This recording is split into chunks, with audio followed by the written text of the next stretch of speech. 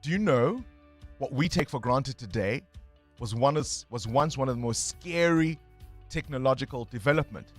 The printing press, the humble printing press. We'll tell you all about that coming up. This is Breakfast with Bongani Bingwa on 702. Let's walk the talk. Yesterday, the Eastern Cape was ablaze. Kukombo.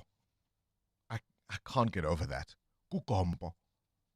This is now the new name for the city of East London in the Buffalo City Metro.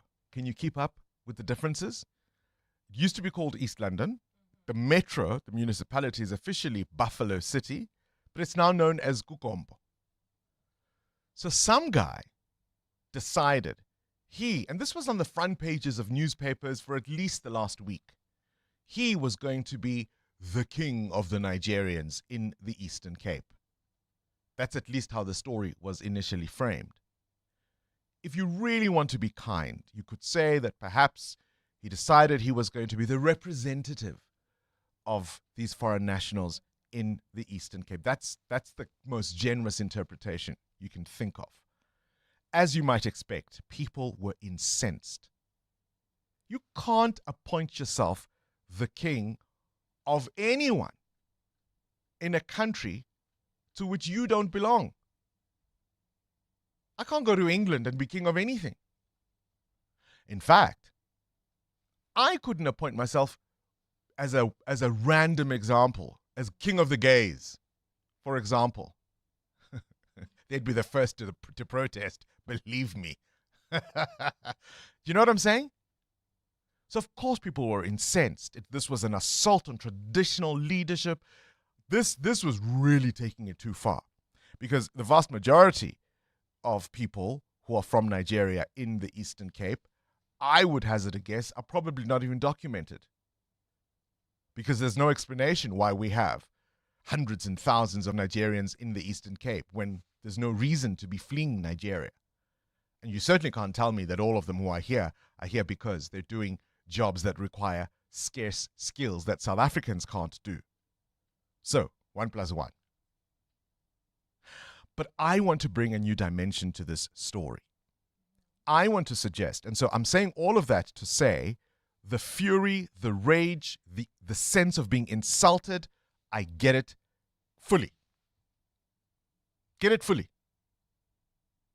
You can no more appoint yourself a king of the Nigerians any more than you can register a political party solely to represent their interests in South Africa. We're not that kind of country. There's a story in today's Sowetan, I think, written by Ernest Mabuza, and it's all about how the asset forfeiture unit of the National Prosecuting Authority in the Eastern Cape has secured a final forfeiture of a luxury property in Gauteng. This property is valued at about 18 million rand. It's at a grand location at the stables in Lanseria. It belongs to a guy who's the sole director of a company that was appointed by the Amatole District Municipality to provide ventilated, improved pit toilets for about 66,700 households in various villages in the Eastern Cape. So this is as you get into the former Transkei, those rural areas. That's where the Amatole district would be. Over 66,000 households were to be provided with these ventilated pit toilets through this company. Muteo Haripe, what immediately stands out as problematic with that? The fact that you're tendering to have pit toilets. Ventilated, my dear. Man. Ventilated. Yewen. That for me is firstly problematic, but the fact that someone has taken the proceeds from that project and come to Gauteng to come live the life and really forgetting about the people of the Eastern Cape. I don't even want to ask how long it took to get to the point of seizing. But I can tell you. So the final order, the forfeiture order, was granted on the 19th of March. So just a couple of weeks ago. Okay. Right? This all stems from a High Court ruling in November 2015 that found this guy who got this tender had done so by submitting fraudulent tax clearance certificates. He should never have been awarded these contracts. The contracts were terminated. The court in 2015 found that these contracts were unconstitutional, unlawful, void from the outset, and of no force and effect. So he's had 10 years to live the life Yeah, with that money. yeah. But now, you can't see that. You don't know who Bongani Bingwa is. You see what I mean? In the Eastern Cape, kids swim across rivers to get to school. Just now, they die in pit latrines. Just now, desperate mothers poison their own babies because there's no food. Don't tell me about the infrastructure and the roads. Look at what happened to Bottasdau just the other day. But no, we're going to turn our attention on some foreigner who's calling himself a king. And we're going to burn indiscriminately businesses, property belonging to South Africans. Because you see, that's something we can understand. We can see there's the culprit, there are his supporters, and we know whom to target. Or do we? South Africa is a complicated place. It requires complex thinking, certainly complex solutions. You're with Bongani Bingwa. 7:02 weekday mornings, 6 to 9 a.m. I've said all of that to say that's our big interview this morning after 7 o'clock. We're going to be speaking to Contra Lesa. They, of course, will explain exactly who can and cannot be a king in South Africa and under what circumstances they may do so. And we'll also speak to somebody who's an expert on migration, just to kind of give us a sense of where we are, that a community can feel so, what's the word? Such a sense of impunity that this was even considered as an idea. But I want to paint all of us a broader picture of failure of leadership. And those are the things that we ought to be really, really incensed about. Get me? Let's walk the talk. 7:02. 16 after 6, we're asking this opening question very simply. It's not a fancy one. Ever feel like the news cycle is just speeding away like a bullet train? Right? Look at what's happened in the Eastern Cape. Last week, we were talking about a lawyer who was shot at point blank range in the middle of Johannesburg doing her job. I've told you about a liquidator and his son shot in the car, marksman style, on a moving motorbike, on the N1, on a broad daylight Saturday afternoon. We've told you about the SARS investigator, Babita Deokaran. Those are the assassinations. Yesterday, we were telling you about the nexus between the taxi operators and the mafia cartels. That actually turns out to be, in some cases, the same people. And they're trying to off each other near shopping malls and gated estates. You know about the police minister that's been suspended. Now questions are being raised about the national commissioner, yet another top cop. Then there's Helen Ziller snorkeling in Douglasdale. And she's been going around the city pointing out all the issues that you wonder if Dada Morero knows or even cares about. Right? So I want to know, what's that story that you think we should have double-clicked on? But then the next day there was another one, and then the next day there was another one, and then the next day was what's that story that's given you pause? What keeps you up at night about where our country finds itself? I want your calls, please, on 011 883 0702. We'll take your WhatsApp voice notes on 072 702 1702. What's that story that's giving you pause? And you just think, what do you mean? No, don't move on from that one. Go back to that one. Do you have a story like that, Amoramila? Very good morning, Bongs, and morning to 702 Landers. It's tough. It's like you were sleeping, right? Maybe you were in a coma or something, and then you wake up, and then people try to keep you up to speed with what's been happening, and you just cannot understand how all of that happened within a space of 3 months. You want to tell me that all of the things that you were talking about, Bongani, have been happening in 3 months? No ways. But for me, I think it's the water outage story, which impacted the greater areas of nuclear, Mayfair, Melville, and what have you. And particularly because it affected me directly or Yeah. indirectly, because my kids had to be put off school for that period just to try and There's no water at school. because there was no water at school and the tankers could not be refilled anymore. It was the shortage was that was Yeah. just that hectic. And also, I think for me, the reason why it grabbed me so much is because when I look at my officials, I don't think they're still handling the issue with the kind of like immediate response you would expect. Yeah. Like to this There's day, no urgency. there's no urgency. There's just we are onto it, and that's what you hear. So it's just that one for me is the one. Mutel? It's a story happening close to 7,000 kilometers away from where we are now, on that Strait of Hormuz. And only because it feels like 2022 again, when I just started here and Russia invaded Ukraine. The financial impact of something that's so far away. I specifically know how that year felt financially for me as a consumer in South Africa, and I fear the same might happen. I'm actually crossing my fingers it ends between now and the end of April. But if it goes on for much longer, I know that it's going to turn my year around and whatever plans I had in place. So yeah, that's what keeps me It's up. going to affect all of us. Maybe what keeps you awake at night is what unfolded in the Eastern Cape yesterday. So it's understood, and there are various explanations for this, but it's understood this Nigerian chap, his name is off my lips now, installed himself as a king of the Nigerians in the Eastern Cape, was how it was framed, and residents there wanted none of it. So they went on a looting spree, they burnt cars, they attacked property. And I want you to listen to Newsroom Africa's Sipha Kema reporting from the ground in the Eastern Cape yesterday. They're moving door to door to these buildings and demanding for them to open, because some of these buildings and establishments and businesses that are said to be owned by Nigerian nationals are closed today, more especially towards the Quickney area. So now they are trying to get the door, telling them to open. People, they are community members who are actually pointing out these buildings that they know that belong or being leased by Nigerian nationals or foreign nationals. So now they're telling them they want them gone. You can see Prince Bongani Bingwa here in front, who's part of those that are leading, is trying to stop them from any violence, because this was supposed to be a peaceful march.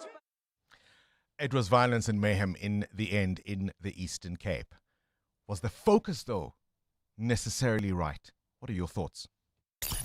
Breakfast with Bongani Bingwa. On 702. Let's walk the Mutel talk. Kharipa, you've got a question of your own? Yeah, I want to know this morning, are you ruthless when it comes to suppliers? Do you use the same guy to cut your hair, do your nails? And if you're let down by a new supplier, do you give them another chance, or do you just completely write them off? Every time I've tried to cheat on my regular suppliers by testing a new one, I regret it. Knowing your luck. Ends in tears. Amu?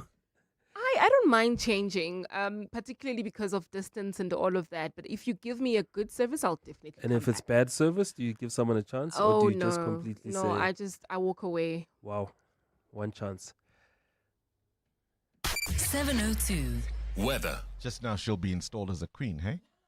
And then that'll cause a lot of trouble. A partly cloudy day in store for Gauteng with showers expected. Temperatures maxing at 27 in Joburg. Pretoria, your high is 28. It's 26 in Vereeniging Cape Town. Fine along with a fresh southeasterly breeze. 27-degree high there. That's the same for East London or Kukombo. And Durban peaks at 28 degrees. Mahikeng, 29. EWN. Traffic. First look at the roads. Amuramila, what are you seeing? Well, Bongani, we're off to a very busy start this morning. We've got an accident reported on the N3 North. This one is right near the Geldenhuys interchange. It's causing delays from the Elands turn off. There's also queuing traffic on the N3 North between Modderfontein Road and Marlborough Drive due to roadworks and troubling. In Boksburg, we've got delays on the N3 South approaching the Rand Airport interchange, causing delays. There are more updates coming up. Stay tuned. There's more EWN on air, online, and on the EWN app. 702. Add your voice. Have your say. Let's walk the talk. A terrible, terrible vacuum, a crisis, in fact. That's why you have a situation yesterday where a tribal induna all the way from Kwanongoma in the north of KZN, traveling to Kukompo in the Eastern Cape to resolve problems. I don't know. I mean, it's just a terrible, terrible situation we're in. Thanks, Bongos. Tabo, my friend.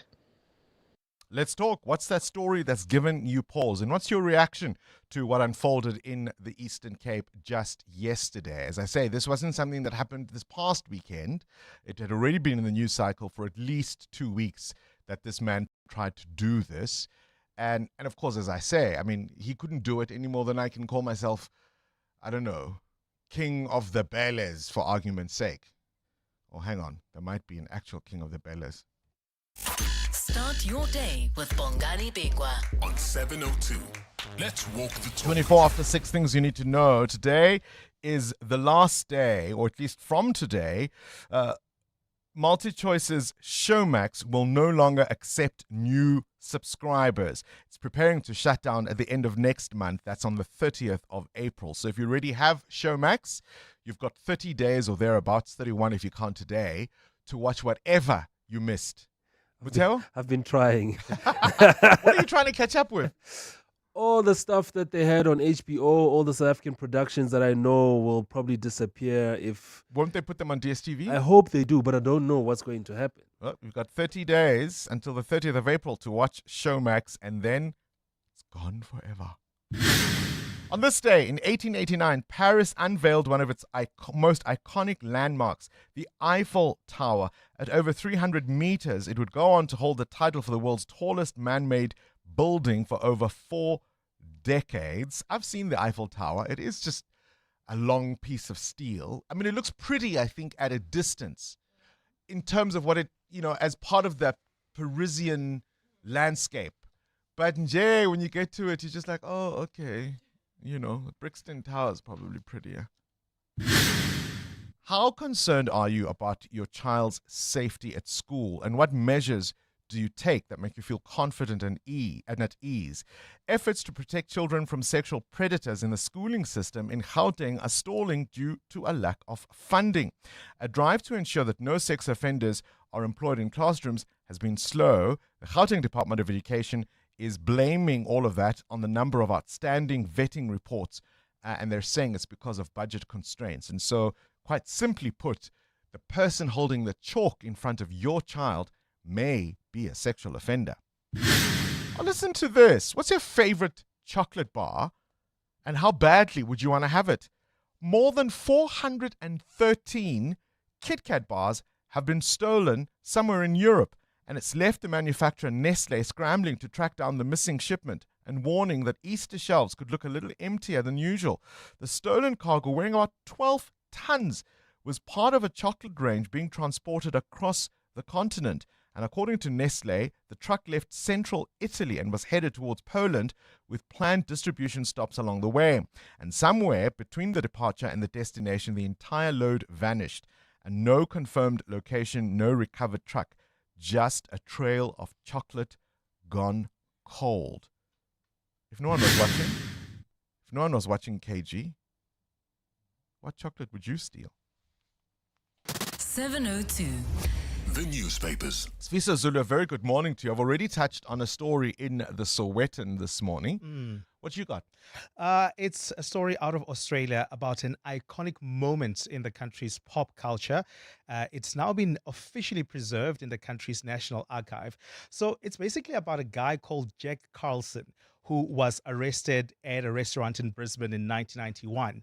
And while he was being handcuffed, he said to the police officers, "What is the charge? Eating a meal? A succulent Chinese meal? Come on, gentlemen, this is Democracy Manifest." And this turned into memes and remixes and all of that. So that footage then resurfaced in 2009 and it became one of Australia's biggest popular memes. And now the National Film and Sound Archive has recognized it as a piece of culture. And they say it highlights its lasting impact and uniquely Australian humor. Yeah, I think they're bored, hey? No, but I like that Should stuff. get some Nigerians trying This to is be kings. Democracy Manifest. Should get some Nigerians trying to be kings. That'll give them something to do.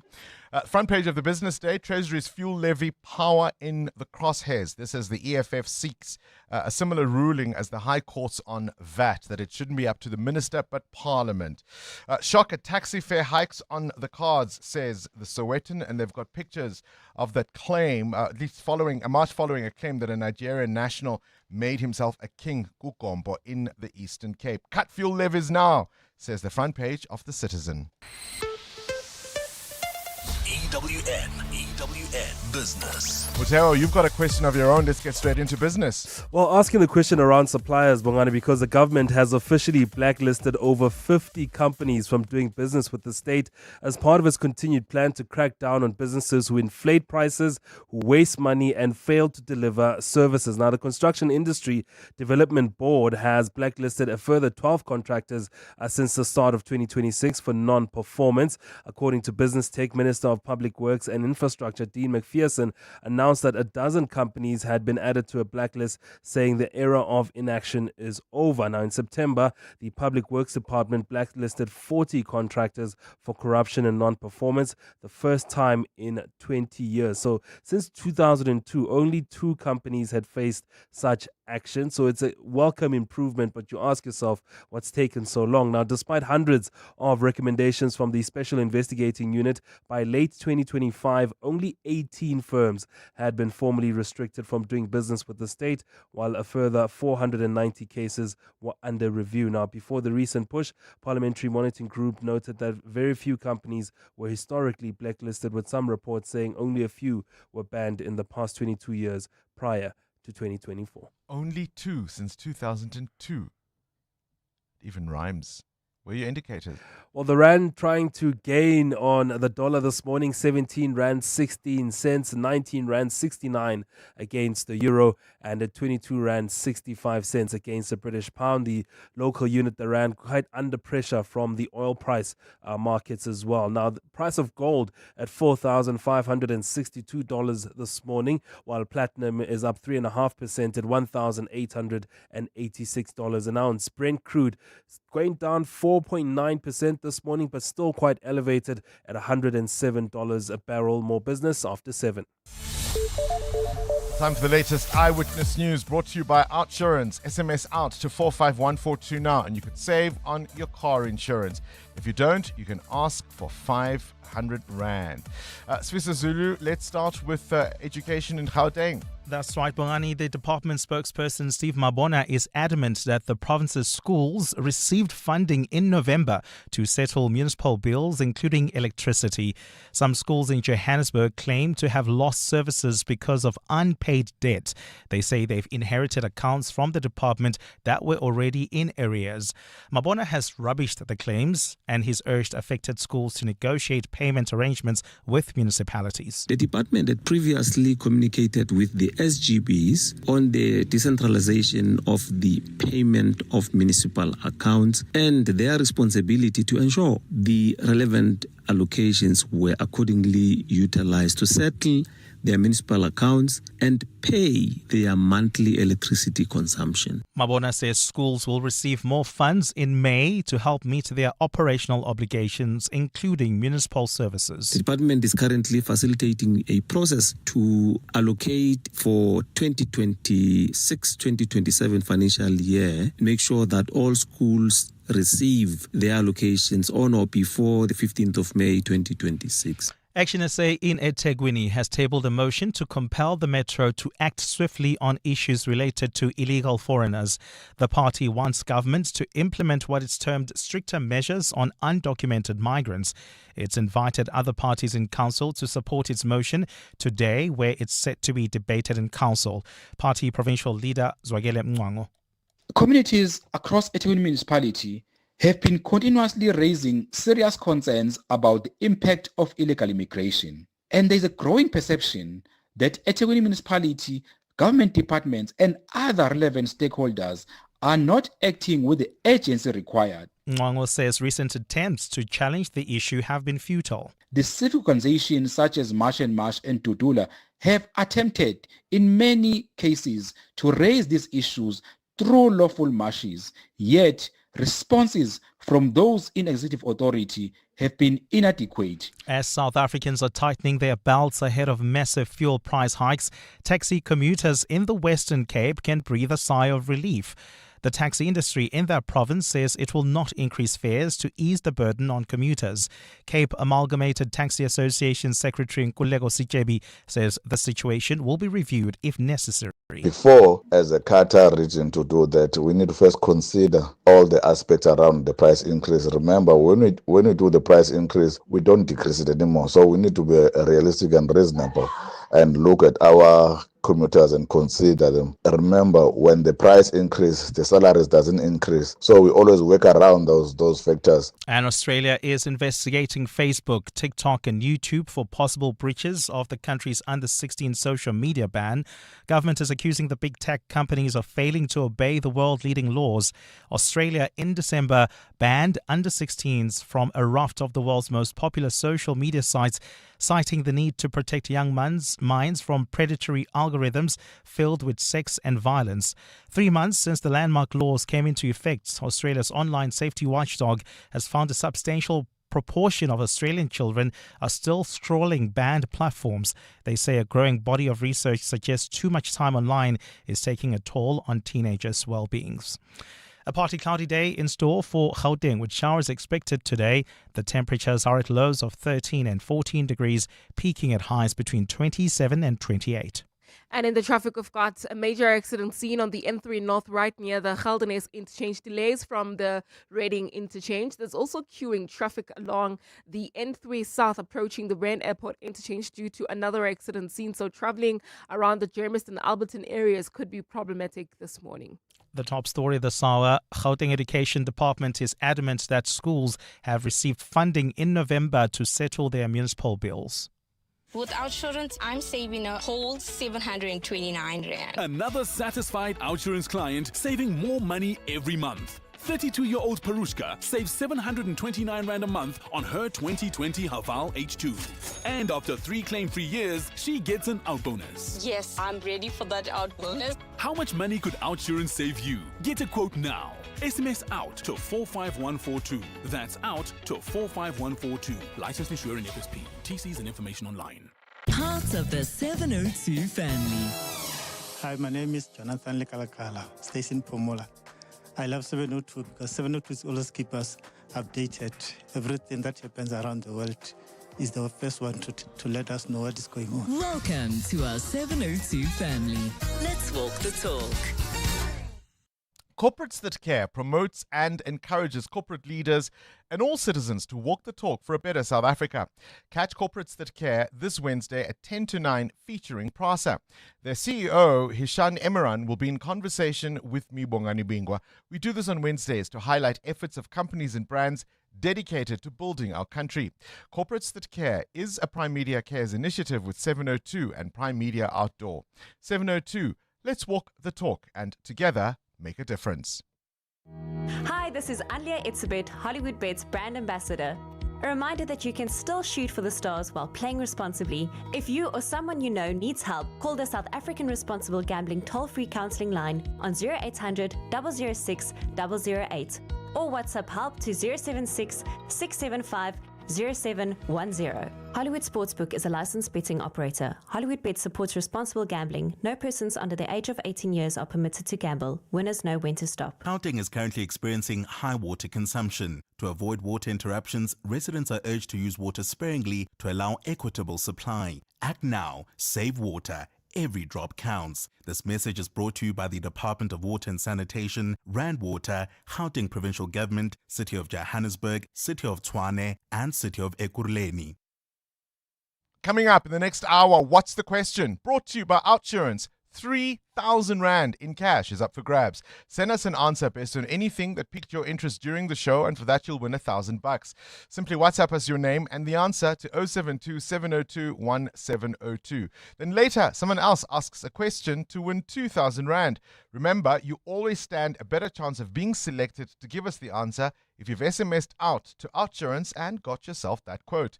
So do it now. SMS out to 45142 and you could save on your car insurance. 702. WhatsApp Bongani on 072 702 1702. Morning, Bongani and team. To be quite honest, it's too much. It's too much. What really keeps me awake at night is the fact that we still have a country. Because all the stories are too much to process. They're too much. Every day you wake up, there's a story. Every night you go to bed, there's something that has happened. Does our kids really have a future in this country? The country that we fought for, the country that was fought for. There was lives that were lost for this, and we're still losing lives till today for this country. And yet we are in democracy. No, this is too much. MJ here. Morning, Bongani team and listeners, 702 listeners.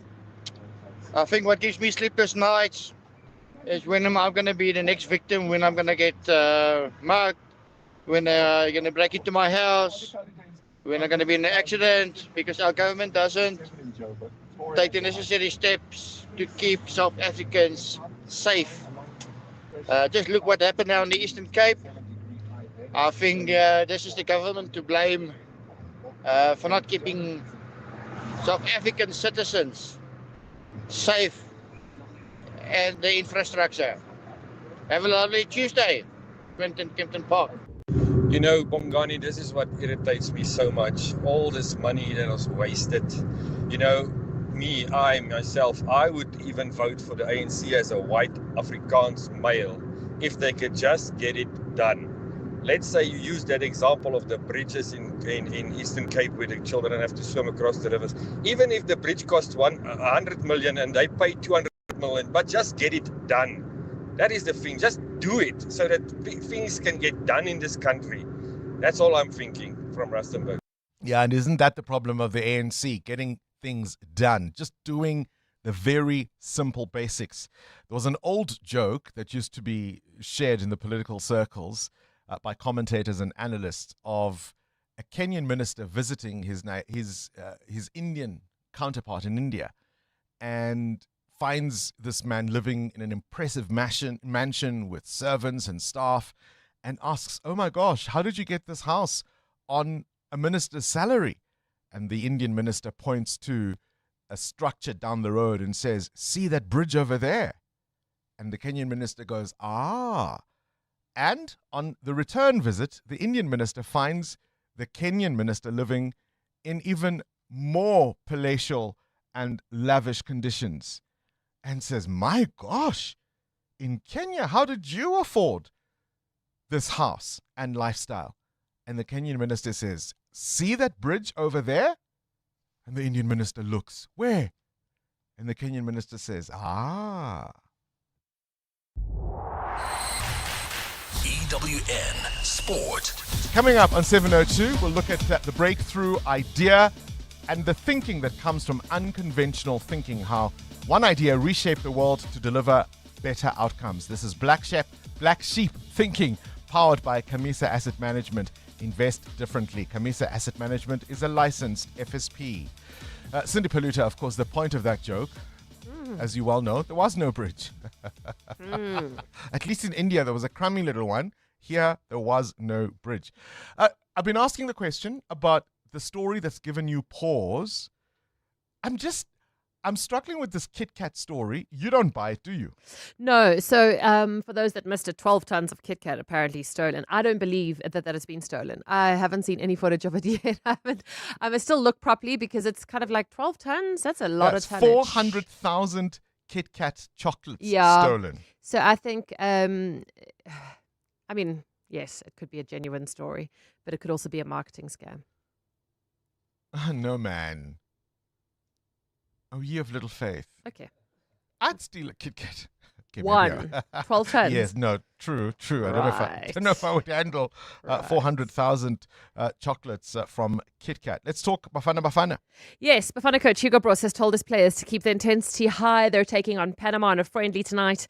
EWN Sports, Tolakele Mganga has more. Having admitted that he's now nailed down 70% of his South Africa squad for the Global Showpiece event, Hugo Broos is looking to put on a show for supporters when they play Panama at a sold-out Cape Town stadium. The clash is likely to be the last on home soil for Bafana Bafana ahead of their 2026 FIFA World Cup opener against co-host Mexico. Bruce's Chargers are also looking to keep alive their unbeaten 5-year home record under the Belgian mentor, who's turned around the fortunes and perception of the national team. It will be a full house tomorrow. So that means that people are still believing in that team and that they are still behind us. And we will need them tomorrow. But also from our side, we are ready to give them a nice evening. Tholakele Mganga, Eyewitness News Sport, Cape Town Stadium. In World Cup qualifying matches tonight, 4 European sides and 2 intercontinental teams will book their place. Italy take on Bosnia-Herzegovina, Denmark against Czechia, Turkey needs to be Kosovo, and Sweden against Poland. In the intercontinental playoff, Congo against Jamaica, Iraq plays Bolivia. At the IPL, Nondre Berger was man of the match as Rajasthan Royals beat Chennai Super Kings by 8 wickets. Berger took 2 for 26. It was then 15-year-old Vaibhav Suryavanshi with a quick fire 52 from 17 that took the Royals to the win with 8 overs to spare. Late drama in Varsity Cup Rugby last night, where Northwest came from 20-39 down to beat Ike Tigers 56-53. In the dying seconds, they secured a home semi-final. Marties beat CUT 45-23. They're through to the semi-finals. Tuck still tops the log after beating UJ 51-22. UJ through to the semi-finals after Emirates beat Shimlers. The Bulls left for Glasgow last night. In their squad of 33 are 14 Springboks unavailable for the tour to the Champions Cup. Akafana Mava, Nizam Kar and Volko Loam. And former New York Marathon winner Albert Correa has been banned for 5 years after admitting to doping. The 32-year-old tested positive for Sarah. Also, his results since October. So now all his results since October are disqualified, including his third-place finish at the New York Marathon last year. Cindy Paluta, Eyewitness News Sport. The brainy kids of the Whiz Quiz. On 702. Hi, Uncle Bongani. I'm Olerato and I'm 13 years old. I go to Whitfield Academy and I'd like to become a mechanical engineer. I'm feeling excited to play the Whiz Quiz with you. Oh, Olerato, I can't wait to play with you. I'm told you aced the pre-test, the selection test. You got 10 out of 10.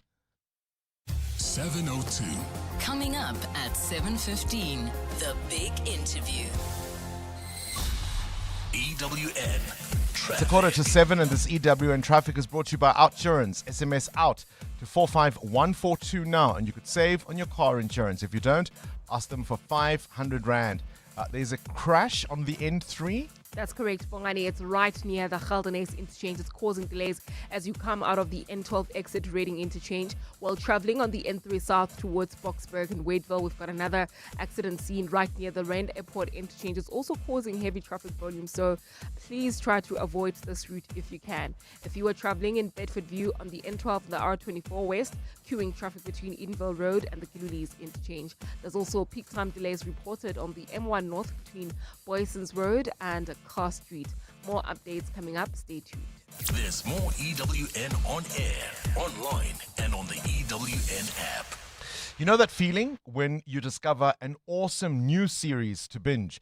Well, that's how good it feels to see the Outsurance pointsmen on your route. Less stress in traffic knowing they're on the roads. The Outsurance pointsmen have been easing congestion so everyone gets to where they need to be quickly and safely for the last 20 years. With Outsurance, you really always get something out.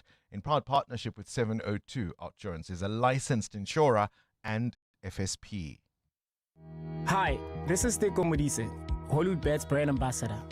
Be a winner who knows when it's time for a timeout and play responsibly. If you or someone you know needs help, call the South African Responsible Gambling Toll-Free Counseling Line on 0800 006 008 or WhatsApp help to 076 675 0710.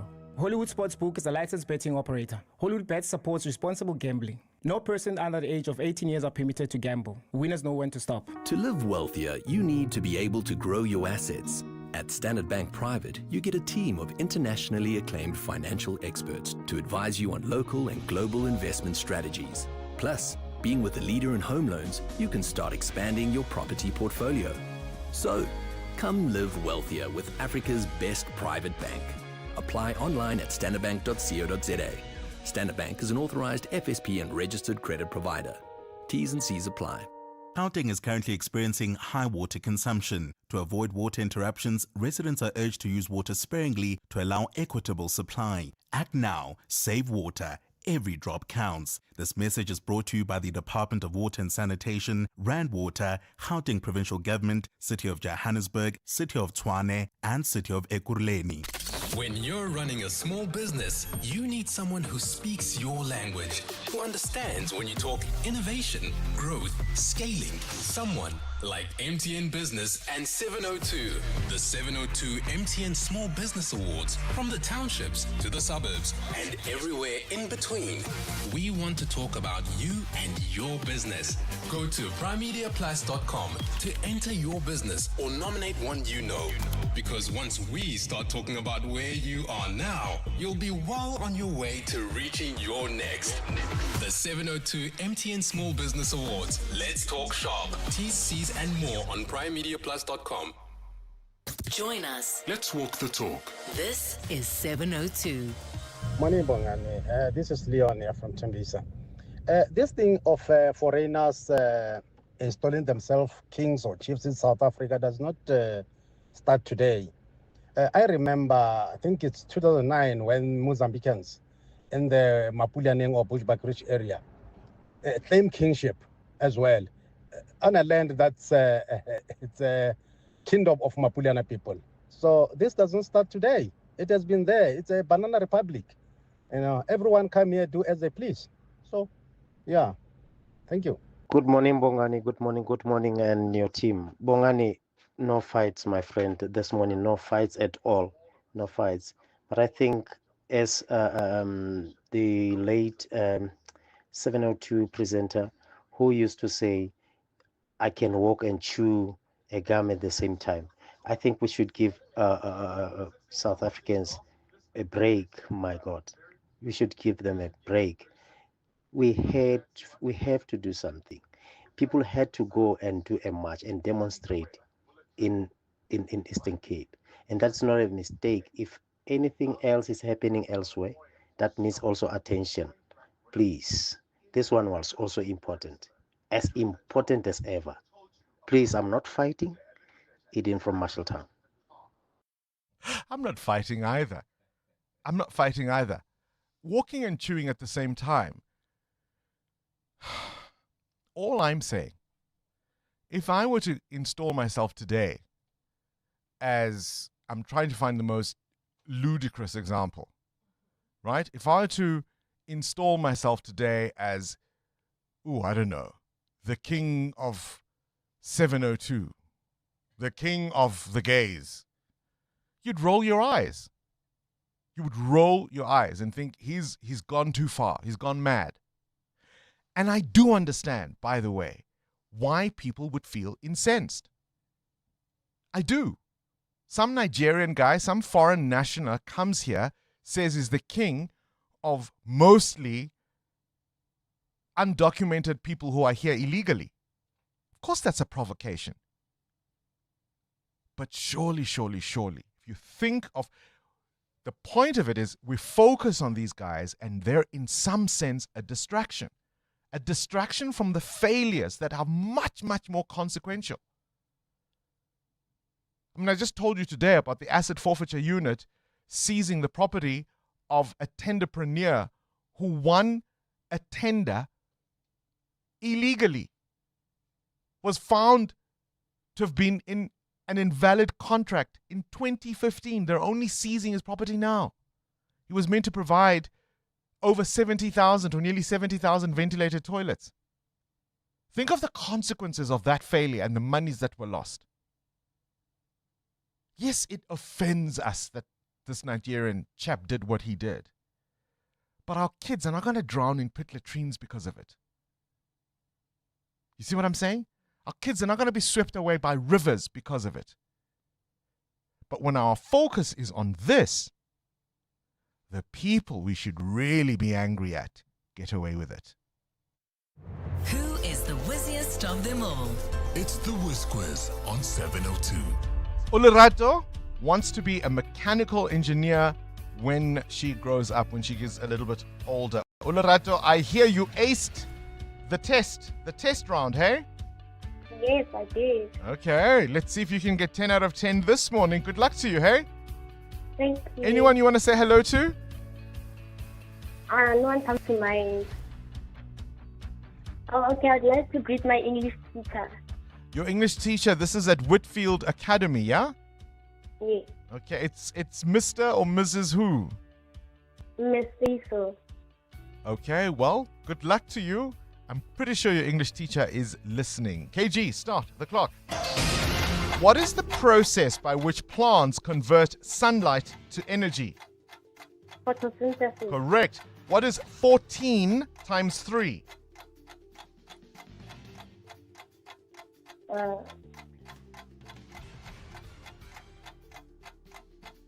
34. It's 42. What is the name of the toy cowboy in Toy Story? Pass. Woody. What is the tallest mountain in the world? Mount Everest. Correct. True or false? The Nelson Mandela Metropolitan University is in Durban. False. Correct. Who is the president of the African National Congress? Cyril Ramaphosa. Correct. Complete the saying, don't put all your eggs in what? In one what? Basket. Correct. Spell the word school. SCHOOL. Correct. What shape has 8 sides? A hexagon or an octagon? Hexagon. It would have been an octagon. It would have been an octagon. That's the correct answer. Ulurato, not as easy perhaps as the test round for you this time around, but you still did well. 600 Rand is what you walk away with for 6 correct answers.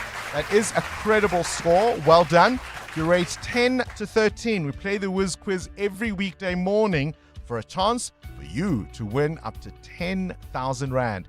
WhatsApp us your name and your school and age and tell us why you want to play, and we could be calling you. The brainy kids of the Whiz Quiz. On 702. This is Breakfast with Bongani Bingwa. On 702. Let's walk the talk.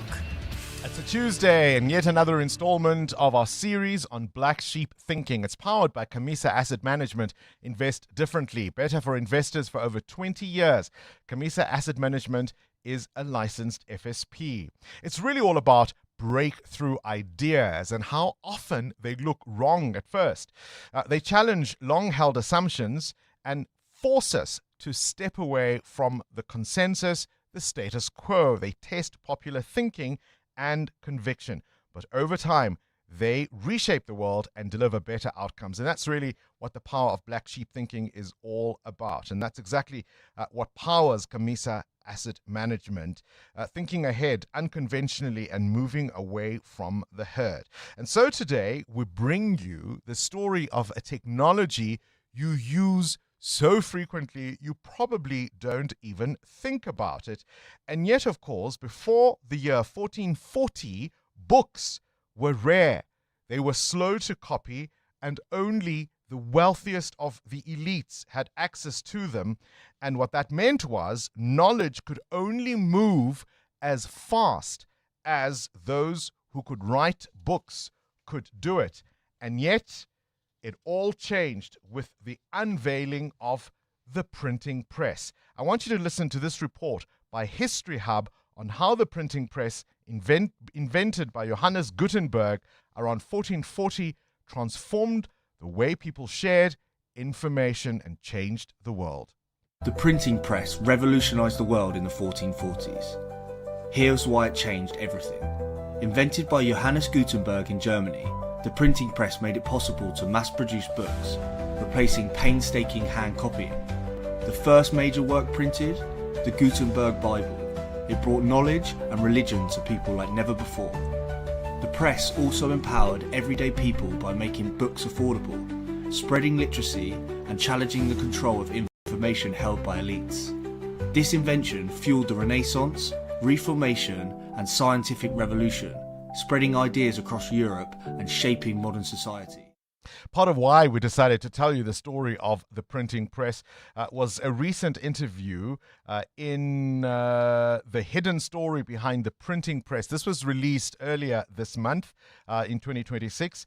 And again, the historian Ada Palmer speaks about the Gutenberg press and why, in fact, it was an invention that was necessary at the time. In other words, it was an idea whose time had come. People are like, Gutenberg was an inventor and invented a thing and then it had an impact. No, he was living in the middle of a library building boom in which there was a huge demand for books that spiked. He invented the invention in response to that cultural change. It isn't by chance that we got the printing press in 1450. There was a huge boom of library buildings starting in the 1410s, and inventors were trying to figure out ways to make books cheaper. They were making smaller books. They were using paper more. They were trying to do this. Paper surges before the Gutenberg movable type printing press. So Gutenberg isn't a random genius out of nowhere. It's at this point, it was the moment that people needed more books.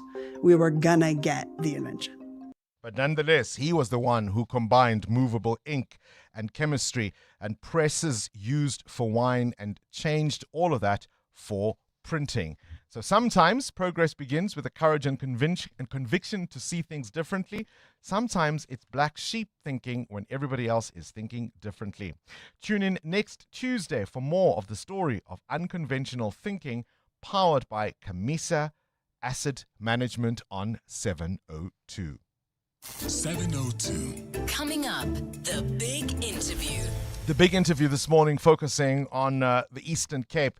Yesterday, you would have seen, of course, visuals on television as protests developed into violence yesterday. Cars were torched, buildings were attacked, and it's all to do with a man who's tried to install himself as a king of Nigerians in the Eastern Cape. No doubt locals were incensed at the perceived insult and attack on traditional leadership in this country, but also, of course, it raises a long-standing issue around migration. And whilst I think a lot of their concerns were justified and a lot of the questions they raised were certainly worth raising, I think the people of the Eastern Cape have far bigger problems than a fake Nigerian king. What's your take? It's 7 o'clock. This is EWN. South Africans express their concerns ahead of looming massive fuel increases, and the EFF miles legal action over the parliamentary salary for Xolile George. Good morning, I'm Sfiso Zulu. With sharp fuel price increases just hours away, there are concerns that low-income households will be the hardest hit.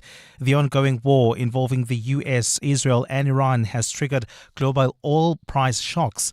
Government has assured South Africans that fuel supply remains stable despite worries about potential shortages at the pumps. Ntutuzelo Nene reports. Rising tensions in the Middle East have pushed global oil prices above $100 a barrel in recent weeks. This surge is expected to drive up transport and food costs, and some say the impact will be felt most by those already living below the breadline. They need to do something, or rather, they need to change how they look at the petrol price and try and see how it can actually help the normal South African. Wow, crazy. I don't know what the people's going to do. So yeah, hard times is coming up. I did not budget for this, and it's a big possibility that I won't be able to come to work. Government says it is exploring ways to cushion the impact of these increases on South Africans. Ndutuzelo Nene, Eyewitness News. In the Caribbean, a Russian tanker carrying oil to Cuba has entered the waters of the communist-run island. The oil shipment, the first to reach Cuba since January, comes hours after US President Donald Trump said that he had no problem with countries, including Russia, sending supplies to the island. Trump's remark appeared to signal a loosening of a de facto oil blockade that his administration had imposed on Cuba since January. Cuba has been experiencing a series of nationwide blackouts as the blockade exacerbated existing fuel shortages. Cuba's situation deteriorated rapidly when U.S. forces seized Venezuelan leader Nicolas Maduro, who was a staunch ally of the Cuban government who had been providing the island with oil. Meanwhile, U.S. Secretary of State Marco Rubio has told Al Jazeera that America has done nothing punitive against the Cuban government, saying the current humanitarian situation preceded recent actions by the Trump administration in the Caribbean. We've done nothing punitive against the Cuban regime. They claim we have, but we haven't. The only thing that's changed for the Cuban regime is they're not getting free Venezuelan oil anymore. They're not getting subsidies anymore. That's the only thing that's changed. These blackouts that are occurring that I see people reporting have nothing to do with us. They were having blackouts last year. They're having blackouts because they have equipment from the 1950s in their grid that they've never maintained and never upgraded because they're incompetent. Back home, the EFF is not ruling out going to court to review the appointment process of Parliament Secretary Xolile George if the Auditor General doesn't fully explain her audit finding for the 2023-24 financial year. The party believes documents relating to George's 2022 appointment may have been withheld during the audit process after no irregularities were found. In his first year of appointment, George received a salary bump of more than 70%.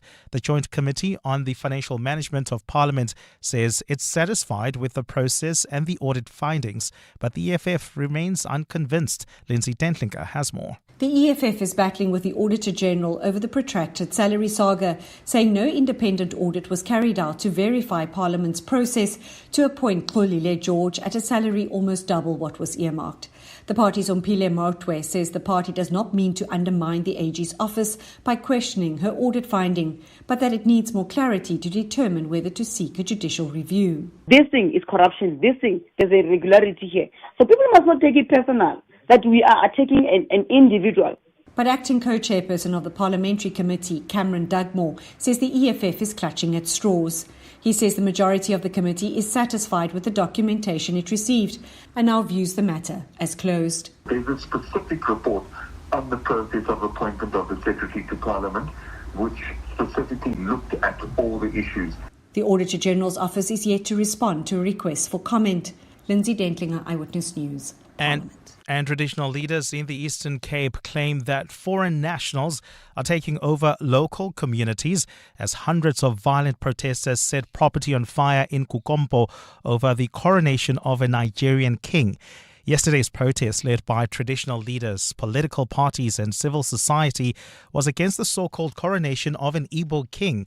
Eastern Cape Premier Oscar Mabuyane has condemned the violence. Babalo Ndenze reports. Local traditional leaders accused the organizers of the coronation ceremony of failing to consult and disregarding the country's sovereignty. They say Nigerian community leaders should have notified local traditional structures as well as the Nigerian embassy. Chief Kandiscau of the Xhosa royal family says the coronation undermined laws governing traditions. Respect laws. We've been in foreign countries. We have never undermined anyone's authority.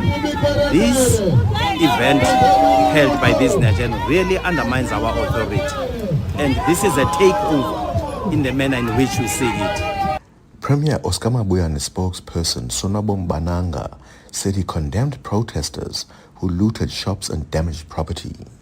Acts that seek to divide communities or incite violence have no place in the Eastern Cape. Police said 10 vehicles were damaged, with one partially torched building in North End.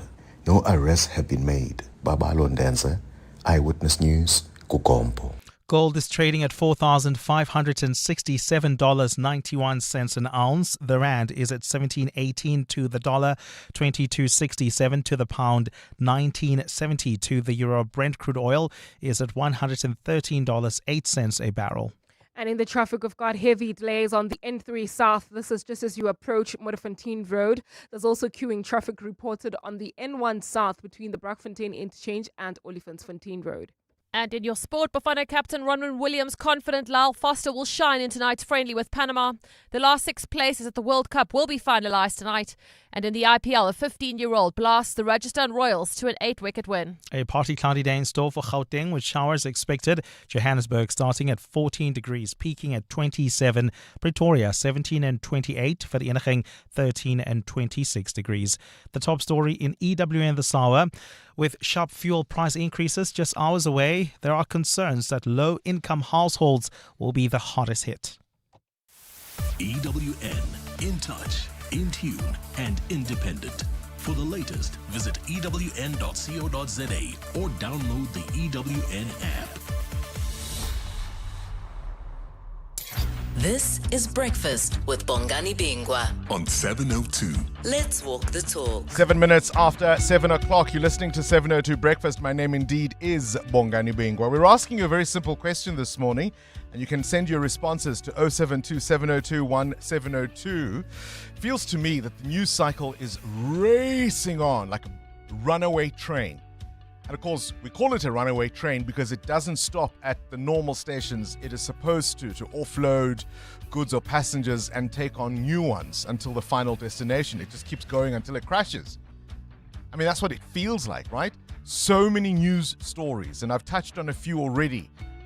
All the things that have emerged out of the Madlanga Commission of Inquiry, the witnesses who came before the ad hoc committee in Parliament investigating alleged criminal interference and penetration by, or at least of, our law enforcement agencies and the collusion by politicians with criminal cartels. That's a story that ought to give us pause. Look at the state of Johannesburg. Surely that should give us pause. The fuel shortages that we're now expected to deal with, the war in Iran. Let's not forget Gaza and the people of Gaza. Now, the Israeli Defense Force making serious incursions into southern Lebanon. They've just decided, we'll take a chunk of this country and we'll create a buffer zone.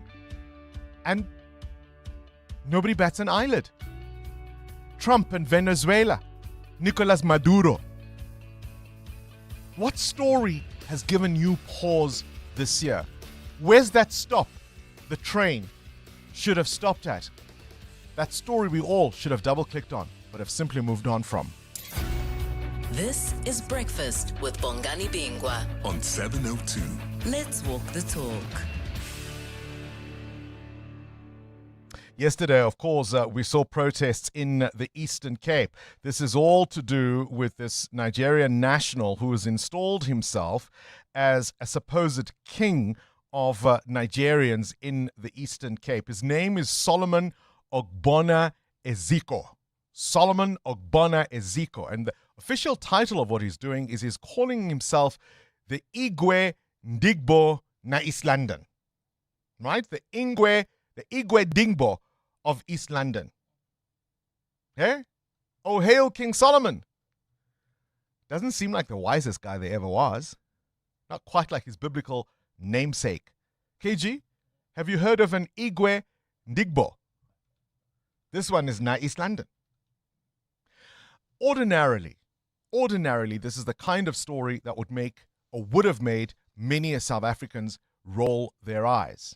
But of course, we know the problems we have with migration in South Africa, that sense that it is uncontrolled, and that sense that not much is being done about it, and that sense that so many of these folks are already in South Africa and have been for a long time and are therefore not leaving anytime soon.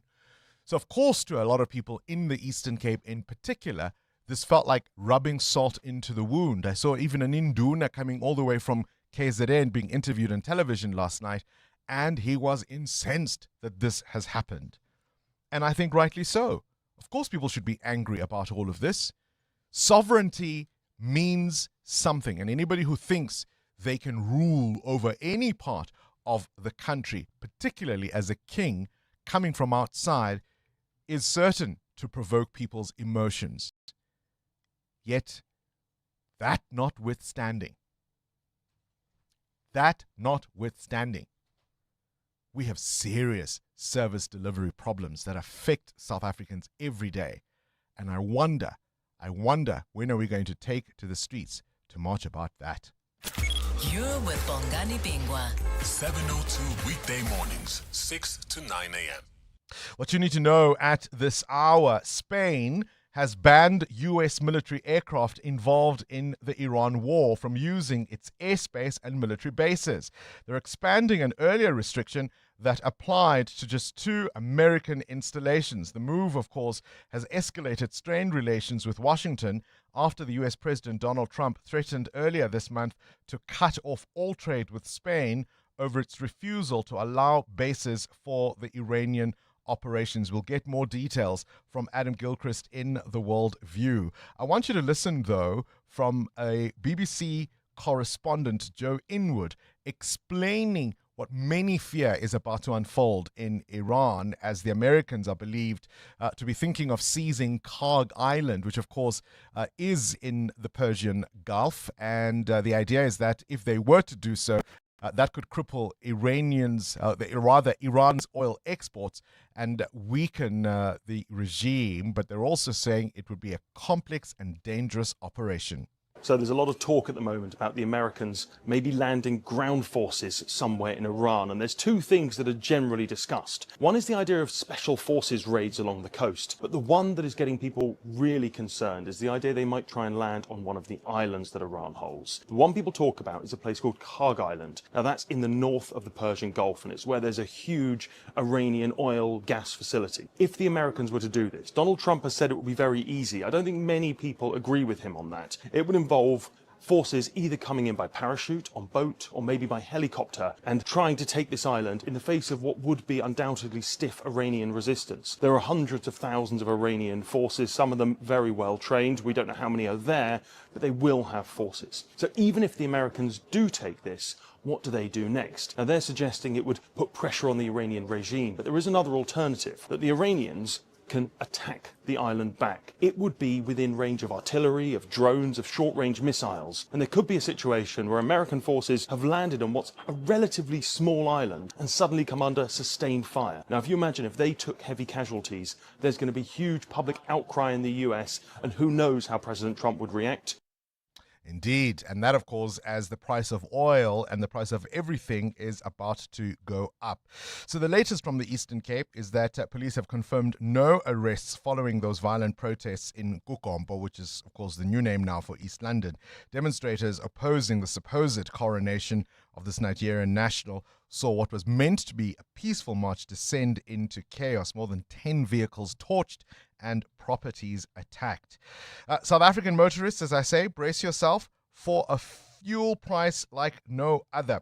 Zimbabwe already feeling the strain. A 70% surge in public transport fares has plunged commuters into a crisis. Many in Harare left stranded, some forced to walk long distances or climb onto the back of open trucks just to get to work. And I wonder how soon businesses are going to go back to workers who are not needed at the office doing their jobs from home. The spotlight today will turn to Sandton somewhat. President Cyril Ramaphosa addressing delegates at the 6th South Africa Investment Conference, drawing participants from more than 50 countries. I think Clement Manyatela is going to be broadcasting his show from there this morning. This was an initiative launched in 2018, and the idea is to really gather as many investors from all over the world as possible to try and see South Africa as a credible investment destination.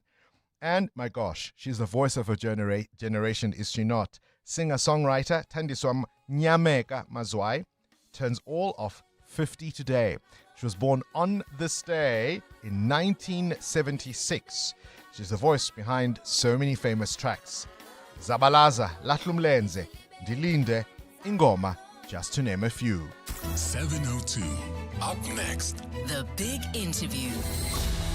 EWN. Traffic. Amuramila, let's catch up with the traffic delays on the M1 North. What's going on? That's correct, Bongani. Right near the Halton Drive exit, it's due to an accident. Please be on the lookout there. It's already causing heavy traffic volumes. There's also peak time pressure if you're traveling out of Boyson's Road towards the double-decker section. Those are just the usual peak time delays at this time of the morning, as well as on the M2 west between Heidelberg Road and the Crown Interchange. If you're traveling in the Lombardy East area, do expect heavy traffic volumes. This is due to an accident right near Vincent Chabalala Road. Delays coming out of the Kilulis Interchange. More updates coming up. Stay tuned.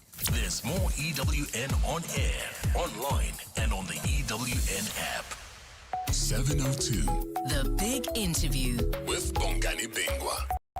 17 minutes after 7, we turn our eyes now to what unfolded yesterday in the Eastern Cape. One Solomon Ogbonna Eziko, a Nigerian national who has now declared himself an Igwe Ndigbo na East London. This is meant to be some kind of king or representative of Nigerians in that part of the country. There was a big celebration. His picture was splashed all over the newspapers a couple of weeks ago. And yesterday, a march that was meant to be a peaceful protest descended into chaos.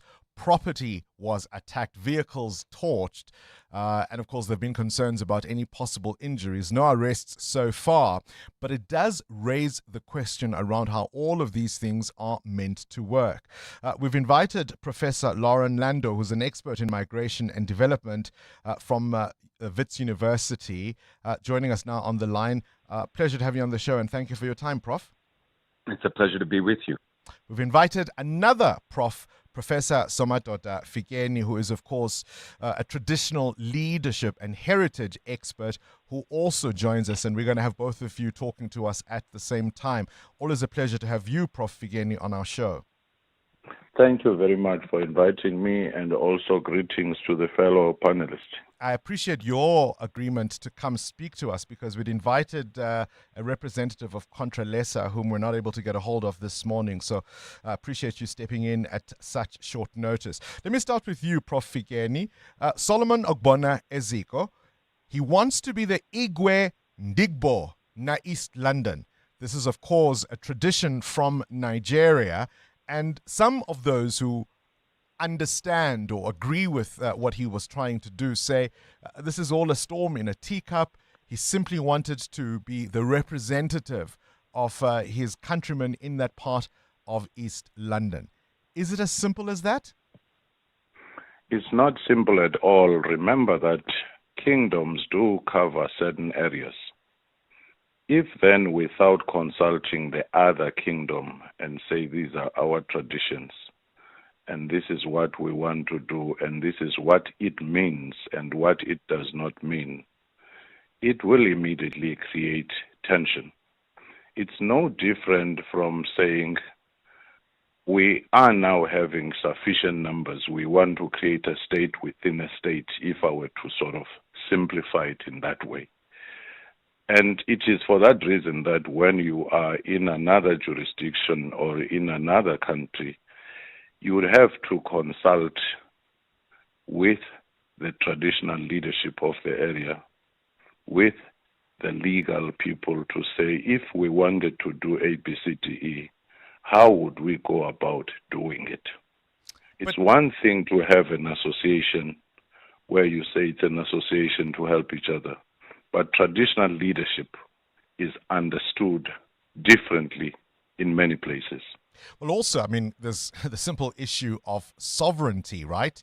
Any kingdom, as you say, is a specific geographic area. The gumption to even suggest you could be the king of an existing area where people live is surely what was intolerable to most people in the Eastern Cape? Without any doubt. In fact, many would see it as a sign of disrespect, precisely because here there is no consultation. They simply say we have enough numbers. The next thing, you will have people saying we have words, we have these laws, you can't come here without going to this king and so forth, because these things have implications. Even in the place of origin, the Igwe has certain powers, certain roles, certain geographical area. So how do you create this without creating an impression that I've landed in a lawless society wherein you can do anything without saying what are the laws, what are the norms? Precisely, Prof. I would go so far as to say I don't care if they'd gone to the grave of King Hindsa himself. It still wouldn't matter. They can't do this. Prof. Lando, let me bring you into this conversation. How much is this indicative of the migration issue in South Africa, that there would be sufficient numbers of a particular community of foreign nationals in a city like Kukombo or East London, and indeed perhaps more broadly the Eastern Cape, that this Solomon Eziko thought he could do this?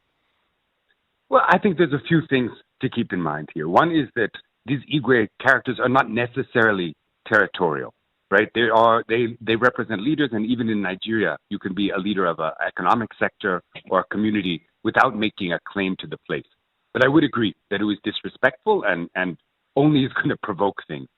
But I think we have a broader question here of when you have foreigners who are in the country and they're in an area where people often mobilize and organize on ethnic or linguistic grounds, if they want participation, if they want to be represented in an area, how are they going to do that? And we have community associations all over the country, and that is how you engage with these communities. Should they call themselves king? Should they make these kind of splash? I think it's completely misreading the room. But we do have to have a question of how do we represent minorities, including immigrants, in the community. Sure. And in this case, this is how they chose to do it, which is probably not the best way forward. Prof, my question, though, is how much is the very incident indicative of the fact that there are enough numbers of people that this fellow would then become the Igwe of? Yeah, I think, the numbers of Nigerians in that area, specifically the numbers of Igbo in that area, are not huge. We're talking about a few hundred people. But of course, that is part of what South Africa is becoming, where you have migrants of different groups all over, sprinkled around the country. I think the broader question here is the response to it, which has been hostile and violent. And that is obviously not also the way we should be dealing with these issues. How should authorities be dealing with this? Because one of the things I said in my introduction or a little earlier on the show was, as much as the march took place yesterday, this was not something that necessarily made headlines, say, the day before or even over the past weekend. This was information that was in the public domain. There were pictures of this man and his presumed spouse, and the celebrations were well known. What could the authorities have done to prevent things escalating to what they did yesterday? I think there's a couple things. I mean, someone should have spoken to him, someone from his own community, someone from the authorities, and say, look, this is a provocation. The language you're using here is inappropriate in this context. Can we celebrate? Can you have your cultural festival, which is his right to do? Can we appoint you a leader of the community, which is his right to do? But can we do it in a way that does not provoke this kind of reaction? Of course, they should also be speaking to the protesters that this is not a provocation. This is not about taking over the country, and that violence is not a way to address this concern, however legitimate they may be. Professor Fikeni, could the authorities have done anything to prevent things getting out of hand like they did? Immediately they heard that there was something being organized of this nature, they ought to have just gone to speak with the persons and also check with the kingdom of Amaxhosa there to see if there have been any consultations. If not, they would have just stopped it and say that this will actually be provocative.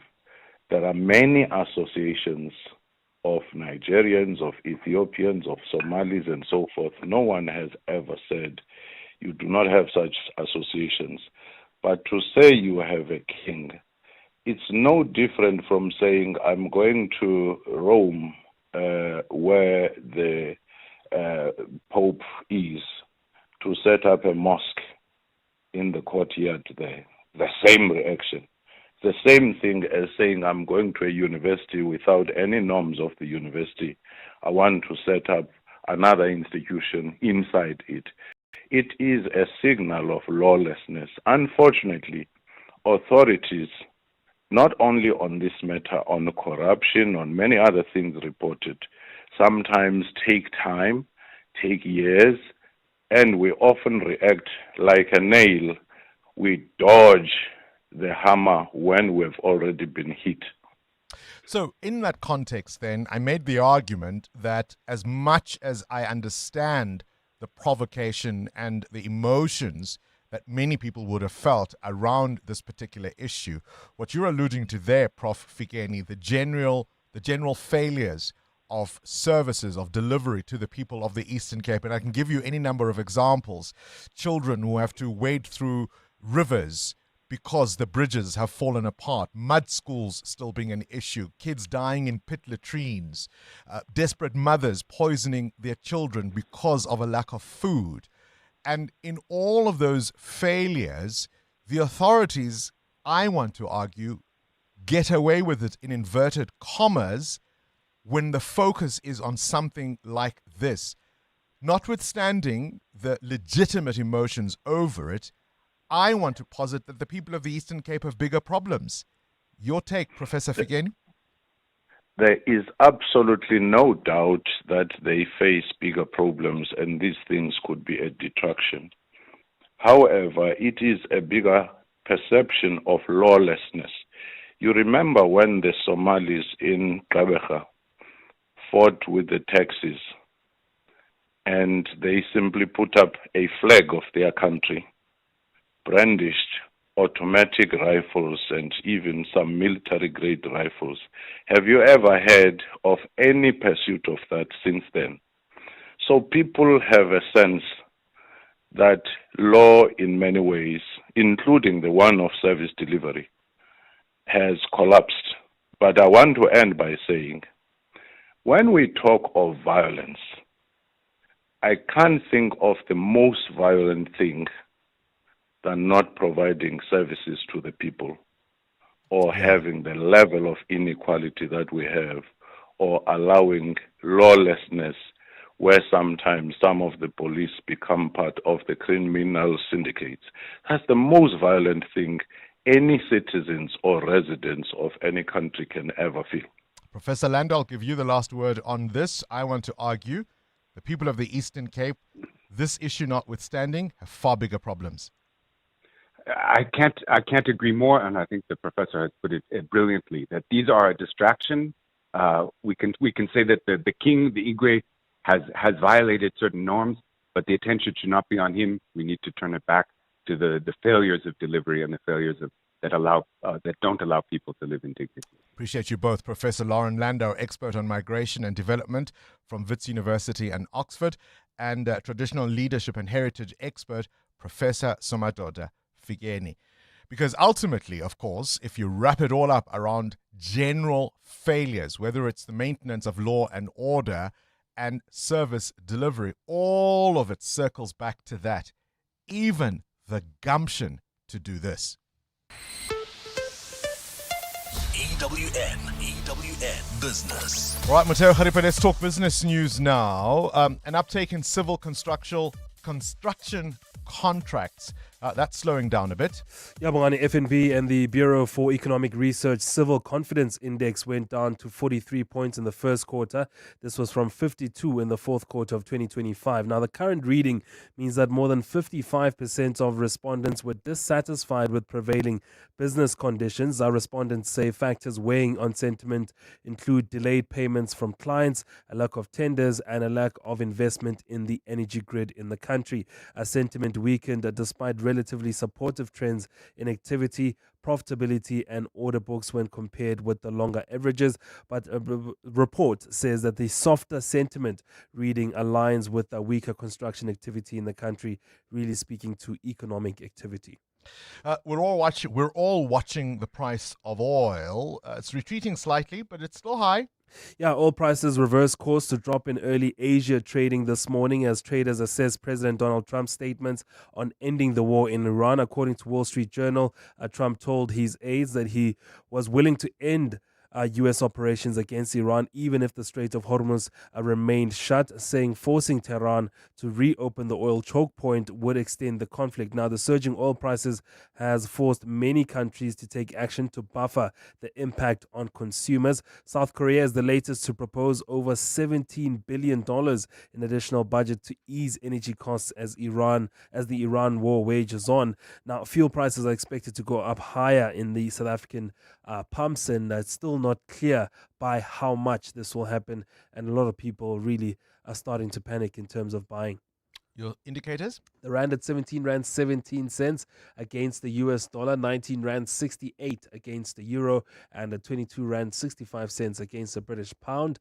The price of gold at $4,555 an ounce, or platinum is at $1,906.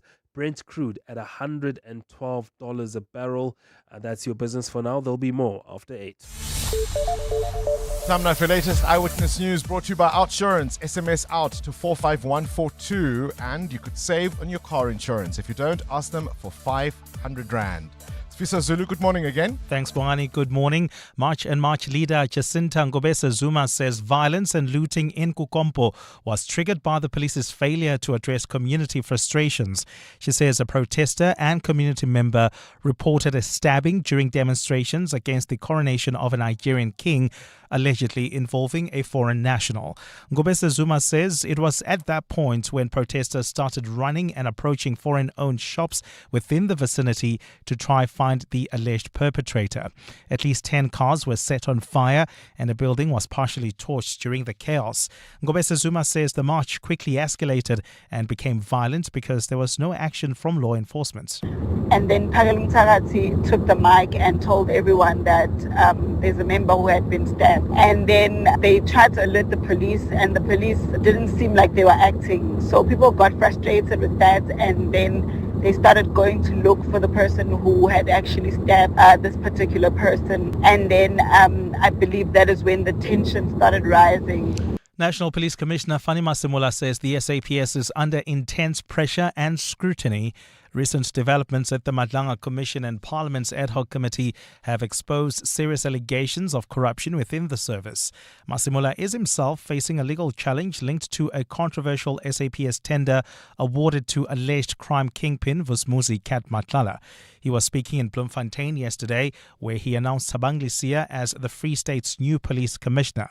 Nkosikona Malinga Mnisi reports. National Police Commissioner General Fani Masemola says leaders like General Thabang Lesia will help rebuild public trust in the SAPS. Lesia brings 39 years of experience. He joined as a student constable in 1986 and rose to Deputy Provincial Commissioner in 2019. Masemola has instructed officers to act with integrity as policing efforts intensify, but admits rebuilding public trust will be difficult. Sikona Malingamnisi, Eyewitness News. Gauteng Education spokesperson Steve Mabona is adamant that the province's schools received funding in November to settle municipal bills, including electricity. Some schools in Johannesburg claim to have lost services because of unpaid debt. They say they've inherited accounts from the department that were already in arrears. Mabona has rubbished the claims, urging affected schools to negotiate payment arrangements with municipalities. The department had previously communicated with the SGBs on the decentralization of the payment of municipal accounts and their responsibility to ensure the relevant allocations were accordingly utilized to settle their municipal accounts and pay their monthly electricity consumption. He says schools will receive more funds in May to help meet their operational obligations, including municipal services. The department is currently facilitating a process to allocate for 2026-2027 financial year, make sure that all schools receive their allocations on or before the 15th of May 2026. And Statistics South Africa has released data showing that school-going children between the ages of 5 and 12 are at the highest risk of hunger. This measures child poverty between 2015 and 2023. The figures show that most of the children come from families who earn a minimum wage or less, highlighting a continuous crisis amongst the country's poorest. Program coordinator at the Pietermaritzburg Economic Justice and Dignity Group, Mervyn Abrahams, says 30% of boy children in this age group are stunted due to a lack of nutritious food. One of the reasons for our poor educational outcomes is precisely because of the lack of access to food, and in particular access to nutritional food, particularly in the first 5 years of a child's life. He says the consequences are often long-term, with stunted children unable to get decent jobs. And that is where we find the intergenerational poverty traps, that people cannot get out of this poverty, and it becomes solidified from one generation to the next generation to the next generation. A partly cloudy day in store for Gauteng, with showers expected. The temperatures are at lows of 13 and 14 degrees, peaking at highs between 27 and 28. And in the traffic, we've got delays in the city of Tshwane along the N1 North approaching Rigel Avenue. An accident reported there. Please be on the lookout.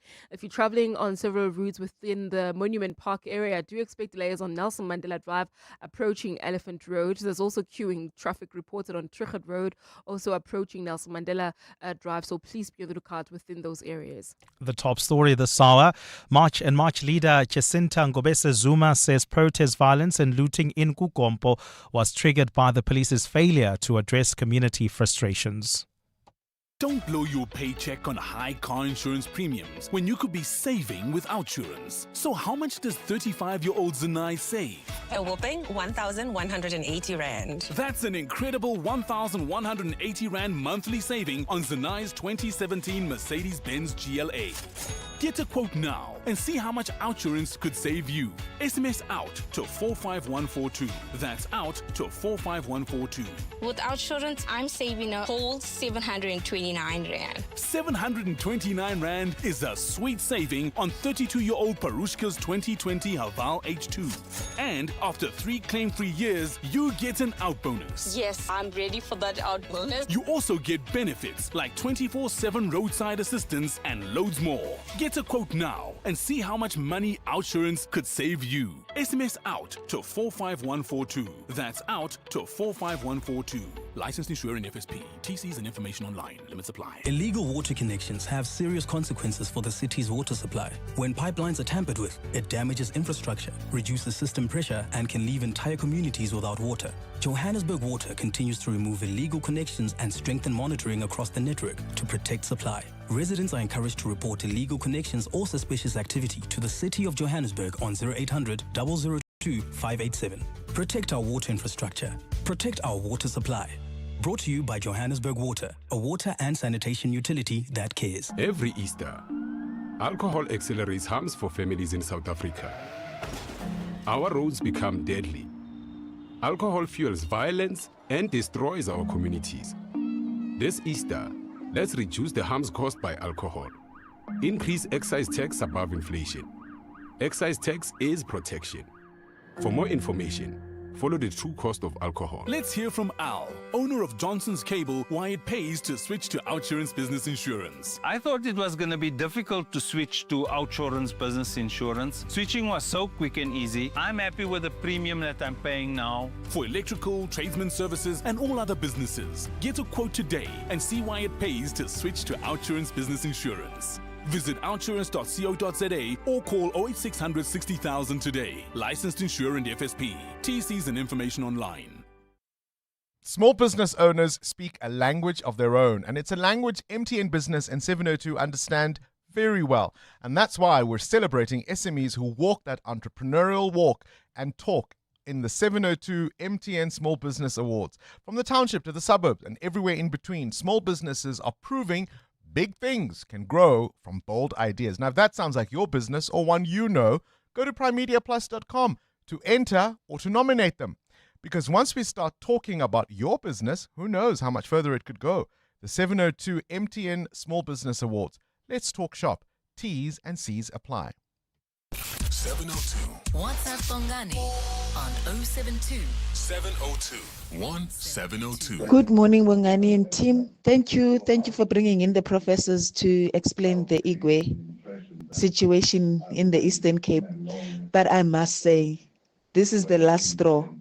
This is the last straw, and the Xhosa people in the Eastern Cape actually allowed it. And here I thought they were carrying the country.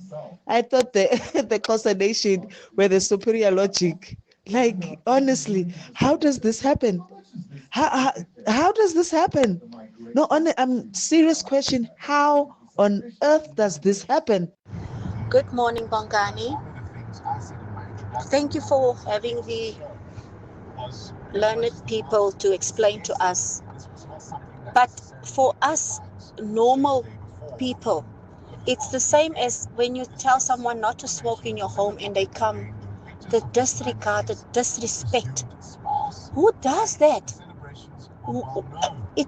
Don't take people's kindness as a weakness. Don't do that. It's nasty, it's ugly, and it is disrespectful. Morning, Bongani. 702. I think this whole thing is just very clear disregard and disrespectful for the sovereignty of South Africa, because before they did this, they knew that South Africa doesn't like this. They did the same thing in Pretoria, but Brooklyn being their own. Now they're doing this. Let's just deport the whole tribe, whatever that is. Good morning, Bongani and 702 family. My name is Joseph, on the route from Bretts to Johannesburg. Bongani, of all these shenanigans happening in South Africa, the only people that I have to blame, I might be wrong, but I don't blame the ANC because they didn't vote themselves there. Go to the same Eastern Cape, ANC get 90% majority. What people are expecting? You vote for Bongani Bingwa for past 30 years. He's still doing the same thing. You still want to give him another 30 years. Then you blame him. I don't blame ANC. I blame people who keep on voting for the same ANC. Thanks, Bongani. Why am I catching strays? I'm an Igwe Ndigbo, na 702. Imagine. No, but I mean, point well made. Point well made. And that's why I said we have to circle all these issues back to who's in charge. The gumption to do this, to think you could do this in somebody else's country, however symbolic or ceremonial you may argue it was, to do so without consultation, without any conversation. The fact that there are enough people that you think you could then represent in this way, even if what you were doing was acceptable. And I don't know about the Xhosa people letting them get away with it. I think it all circles back to who's in charge and how they have failed at every single turn. Last week, we were talking about the torching of that iconic building in Mthatha, and I was describing the Mthatha that I grew up in versus what it has now become. And these stories are common all over the Eastern Cape, from the failure in education, the failures in health, in public health, in housing. All of it circles back to a failure of leadership. So no wonder Solomon looked around and thought, oh, here we go. No one seems to be in charge. I'll tell you what, I'll be the Igwe of East London. It's a tempting thought, isn't it? 702. What's the question? What's the question is brought to you by Outsurance. It's your chance to win up to 3,000 Rand in cash. So first we give 1,000 Rand for the answer, and then a little later 2,000 Rand if you can give us the question. SMS out to 45142 now, and you could save on your car insurance. If you don't, ask Outsurance for 500 Rand. Today's answer comes from Mamuhao, who is an orange farm. Mamuhao, please give us today's answer. The answer, Bongani, is 1976. 1976. And tell me, Mamuhao, have you received a quote from Outsurance? Yes, Bongani, I have. Ooh. Are you wearing specs? No, I'm not wearing my specs. No. In the Zozo? No. Faka specs. I'll say no more than that. Mamuhao, 1,000 Rand is coming your way, all thanks to Outsurance and 702. I've pretty much given you the answer. I've gift wrapped it, practically. What's the question? Call us if you know on 011 8830 702. The answer is 1976. Take a container. Hey? Put on your glasses in the Zozo, and you'll hear. EWN Sport. Sometimes KG has enough of my nonsense, Cindy. He just plays the jingle. All right, tonight a big game for Bafana Bafana. Absolutely. And Captain Ronan Williams saying he has faith in Lyle Foster and that he will perform tonight in tonight's friendly with Panama. Foster's being criticised for missing some opportunities in front of goals in last week's 1-1 draw. I just think he needs that goal just to get his confidence back, because strikers, like everyone, when the ball is in the net, then they're confident, then they forget about all their problems. So hopefully tomorrow night, the chances he gets, he can bury them, and he can go back to England happy, especially this last 2 months of the league, to go and push and fight and come help us, because we need him. Kickoff tonight is 7:30. Tonight, 4 European teams and 2 intercontinental teams will book their last 6 places at the FIFA World Cup. The 2 intercontinental matches, DR Congo against Jamaica, in Iraq playing Bolivia, while in Europe, Italy against Bosnia-Herzegovina, Denmark plays Czechia, Turkey needs to beat Kosovo, and Sweden against Poland. Ghana, who are going to the World Cup, have fired their coach, Otto Addo, after last night's 2-1 loss to Germany in a friendly. Ghana have won only 2 of their last 12 games played. In the Varsity Cup, there was loads of drama. Northwest came from 19 points points down to beat Ike Tigers 56-53. They secured a home semi-final. Also through to the semi-final, Marties who beat CUT 45-23. Table-topping Taxusov UJ 51-22. And despite losing, UJ are in the semi-finals after Emirates beat Shimlers. The All Blacks are sweating over the availability of forward Tamaisi Williams. The Crusaders prop has decisitis, which is an infection in one of the discs in his back. He's out for the rest of the Super Rugby season. And at the IPL, 15-year-old Vaibhav Suryavanshi smashed 52 from 17, taking the Rajasthan Royals to an 8-wicket win of the Chennai Super Kings. Nandre Berger was man of the match for his 2 for 26. Cindy Paluta, Eyewitness News Sport. Clement Maniatella. Weekday mornings, 9 to 12. 9 to 12. We hear what you're saying as industry, we hear what government is saying, but there seems to be a mismatch because motorists, many of them are concerned on the ground. What's your message to the motorists out there? Yeah, I hear you, Clement. But like you said, you can't over-communicate on something like this. People, they are panicking, but there's adequate stock availability. Remember, when I say this thing is going to self-correct, there are very few people who can use a full tank within 3 days. So by then, this price adjustment will have passed and everything should be normalized. We'll all get, fuel. We should not worry. We will have enough fuel for everyone. Abafani Chifularo, the Chief Executive at the Fuels Industry Association of South Africa. Clements Maniatella. 9 to 12 on 702. Corporates That Care promotes and encourages corporate leaders and all citizens to walk the talk for a better South Africa. Catch Corporates That Care this Wednesday at 10 to 9 while speaking to PRASA. Their CEO Hishan Emran will tell us about efforts, how they are dedicated to building our country. Corporates That Care is a Prime Media Cares initiative with 702 and Prime Media Outdoor. 702, let's walk the talk and together make a difference. Dreaming of a home renovation? We see you. Cash Build and Capitec bring you the partnership that has both the quality building materials you need and access to an affordable home improvement loan with competitive interest rates and extended repayment terms. Apply in-store at Cash Build or any Capitec branch between March 30th and April 30th to stand a chance to win a 20,000 Rand Cash Build voucher and other prizes. T's and C's apply. Capitec is an authorized provider and FSP. Initiation and service fee apply. Gauteng is currently experiencing high water consumption. To avoid water interruptions, residents are urged to use water sparingly to allow equitable supply. Act now, save water. Every drop counts. This message is brought to you by the Department of Water and Sanitation, Rand Water, Gauteng Provincial Government, City of Johannesburg, City of Tshwane, and City of Ekurhuleni. EWN Traffic. This EWN Traffic is brought to you by Peugeot. Pretty tough.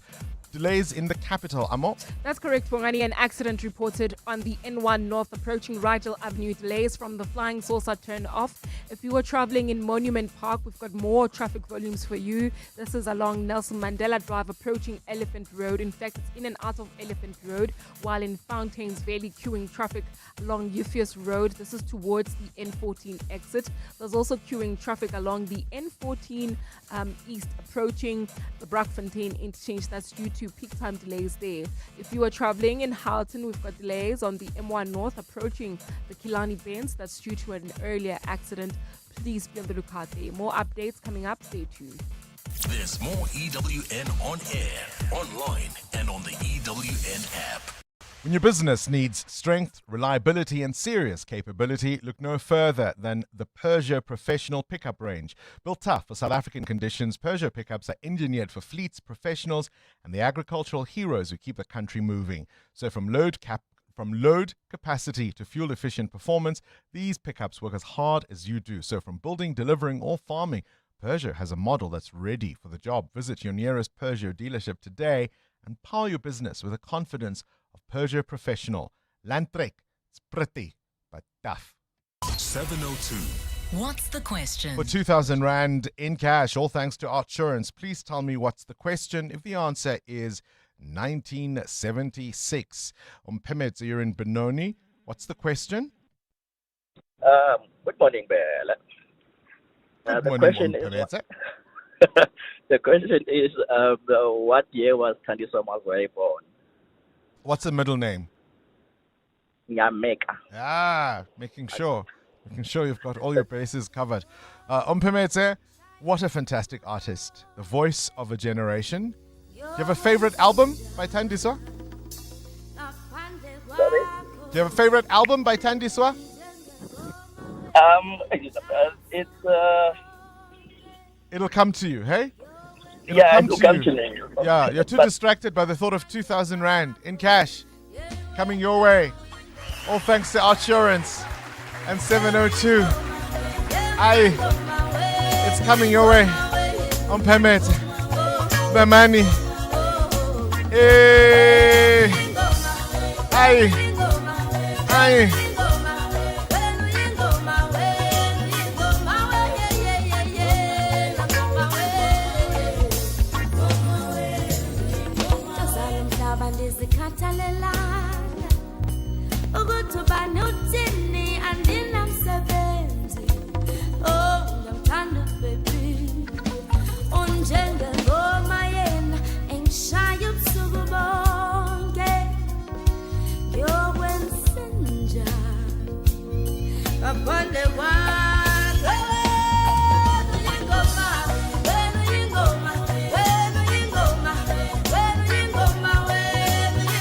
Oh man. She started with Zabalaza, which was a break from the work she had done with Bongo Muffin. She spent time with traditional musicians and singers and performers in the Eastern Cape, learning the instruments they played, the incantations, the songs, the dances, the poetry, the dressing. And she spoke truth to power at a time when you could argue the ANC certainly was at its apex, reminding them from whom they came. And then Ibokwe, when she released this album as a follow-up, this song from Ibokwe, her maturing not only as an artist, but delving into issues of romance and identity and sexuality. And she's gone on to incredible heights. A poet, a voice for a generation, the peerless Thandiswa Mazwai. Happy 50th birthday. With Outsurance, saving on your car insurance feels like finding money in the jacket you forgot about. 27-year-old Liam saves an awesome 640 Rand on his 2022 Ford Ranger. Get a quote now, and if Outsurance can't save you money, ask for 500 Rand or 1,500 Rand if you've been claim-free with the same insurer for 3 years. Get savings or cash. SMS out to 45142. So that's out to 45142. Outsurance is a licensed insurer and FSP. T's, C's, and information online. Every Easter, alcohol accelerates harms for families in South Africa. Our roads become deadly. Alcohol fuels violence and destroys our communities. This Easter, let's reduce the harms caused by alcohol. Increase excise tax above inflation. Excise tax is protection. For more information, follow the true cost of alcohol. When you train for results, you don't quit halfway. Earn up to 7.35% interest with a Nedbank Just Invest account. Access your money within 24 hours. Keep your money agile. Get money fit with Nedbank. See money differently. Nedbank. For more information, visit nedbank.co.za. We're licensed FSP and registered credit provider. T's and C's apply. From promise to progress, South Africa is stepping into its next chapter of growth. Catch the Clement Manyatela Show live from the 6th South Africa Investment Conference today at the Sandton Convention Centre. Be part of the conversation as government global partners come together to unlock capital, drive strategic partnerships, and turn momentum into real economic outcomes. That's the Clement Manyatela Show live from the 6th South Africa Investment Conference today. South Africa Investment Conference. Invest, partner, prosper on 702. 702. 702. What's gone viral? With Kabazela. The world of viral content. Kabazela. Good morning to you, Bella. You are the Igwe of where? Of Lone Hill. The Igwe of Lone On Hill. Lone Hill Copy. That's where I live. Oh, gosh. Yeah. Let's get serious now. Mhm, I don't indeed. know if I necessarily agreed with the views expressed in this first video, but I'll let you explain. Yes, I agree with you, and many people had mixed views on the comments on this video. So, Diary of a CEO, Stephen Bartlett, had this guest on the show, and they were talking about sympathy, and she was empathy, and she was saying that the more you've gone through in your life, so the more hardship that you have gone through in your life, the less empathy you will have for others. So think about things that you've gone through in your life. You may have gone through a very terrible divorce, maybe somebody with alcoholism, any other addiction, or any other hardships. And then you come across somebody who has the same thing. Do you have empathy for them because you've gone through that? Or do you look at them and say, come on, get your stuff together? Just like this lady says in this clip. Let's take a listen. The more you go through, the less empathy you have. You would think that because you've been through that stuff, you would have more empathy. But as you rise through the ranks, you actually have less empathy because you've been through it, you've overcome it, and you kind of look at people like, can you please get it together? So that's an interesting one. I mean, I went through a divorce. It wasn't very pleasant. And when I meet some people who have gone through a divorce, automatically there's something there. There's an empathy, or somebody who's going through a divorce. I have empathy for them. Now, I might be able to, give them some advice and encouragement, but it doesn't mean because I've gone through it and I overcame it and moved on that I have less empathy for them. But hang on. Have you not been in a situation where you think, okay, it really can't be that bad? I've gone through the same thing. Come on now. I think that's what she's saying. I think it depends on what the situation is. Where you could be in that situation, you could say, well, I've been there. Come on, it's not that bad. Well, let's put it out there. So maybe there. Situation dependent, yeah. Let's put it out there, Kabazela. Having gone through something, maybe a tragedy or a difficulty, does that make you more sympathetic, to have empathy on those who go through it? Or do you sometimes think, okay, now you're performing? I've been, like, nobody dies from a divorce. Come on now, get your act together. Which side do you lean more towards, having experienced something? 702 feedback with Siamtanda Matiso. Sia, of course, is always full of empathy and Good sympathy morning. and kindness. Absolutely. I think it all depends on your personality. As you said, sometimes it's too close to home. You just don't want to feel the emotions again, so you just brush it away. So I just that's another reason on your personality. Fair. That's another reason. Listen, Bongs, you have many frustrated this morning with reminding them of the protest that happened in East London of the Nigerian King. It made them reminded them. It's not a Nigerian king. I mean, it reminded them of the self-proclaimed church leader, Shepherd Bushiri. Yeah. And they're saying that the government is just not taking a strong stance when it comes to people coming into the country and acting like they're leaders of a church, or saying that they are a king of the someone said someone said I'm saying that it should be ignored, and I think anybody who thinks that hasn't been listening. But why wouldn't these guys do these things when they know no one's paying attention to so much else? Yeah. That's the point I'm making. Exactly. Let the so much else incense you as much as this does. But they get away with it, or they think they can, because no one's paying any attention to anything else. This is EWN. Another movement takes its protests against the installation of a Nigerian king to the capital, and South Africans are worried about the impact of massive fuel hikes. Good morning, I'm Sfiso Zulu. Another picket against the coronation of a so-called Nigerian king is expected to take place in Pretoria today. The demonstration, organized by Civic Movement Progressive Forces of South Africa, comes a day after a peaceful march turned violent in Kukompo in the Eastern Cape. Cars were torched and a building was partially burnt after a protester was stabbed allegedly by a foreign national. Jabulile Mbata reports. Progressive Forces of South Africa says it will picket outside the Nigerian embassy today against the coronation of a Nigerian king in the Eastern Cape. The group is calling for answers on who authorized and participated in the ceremony.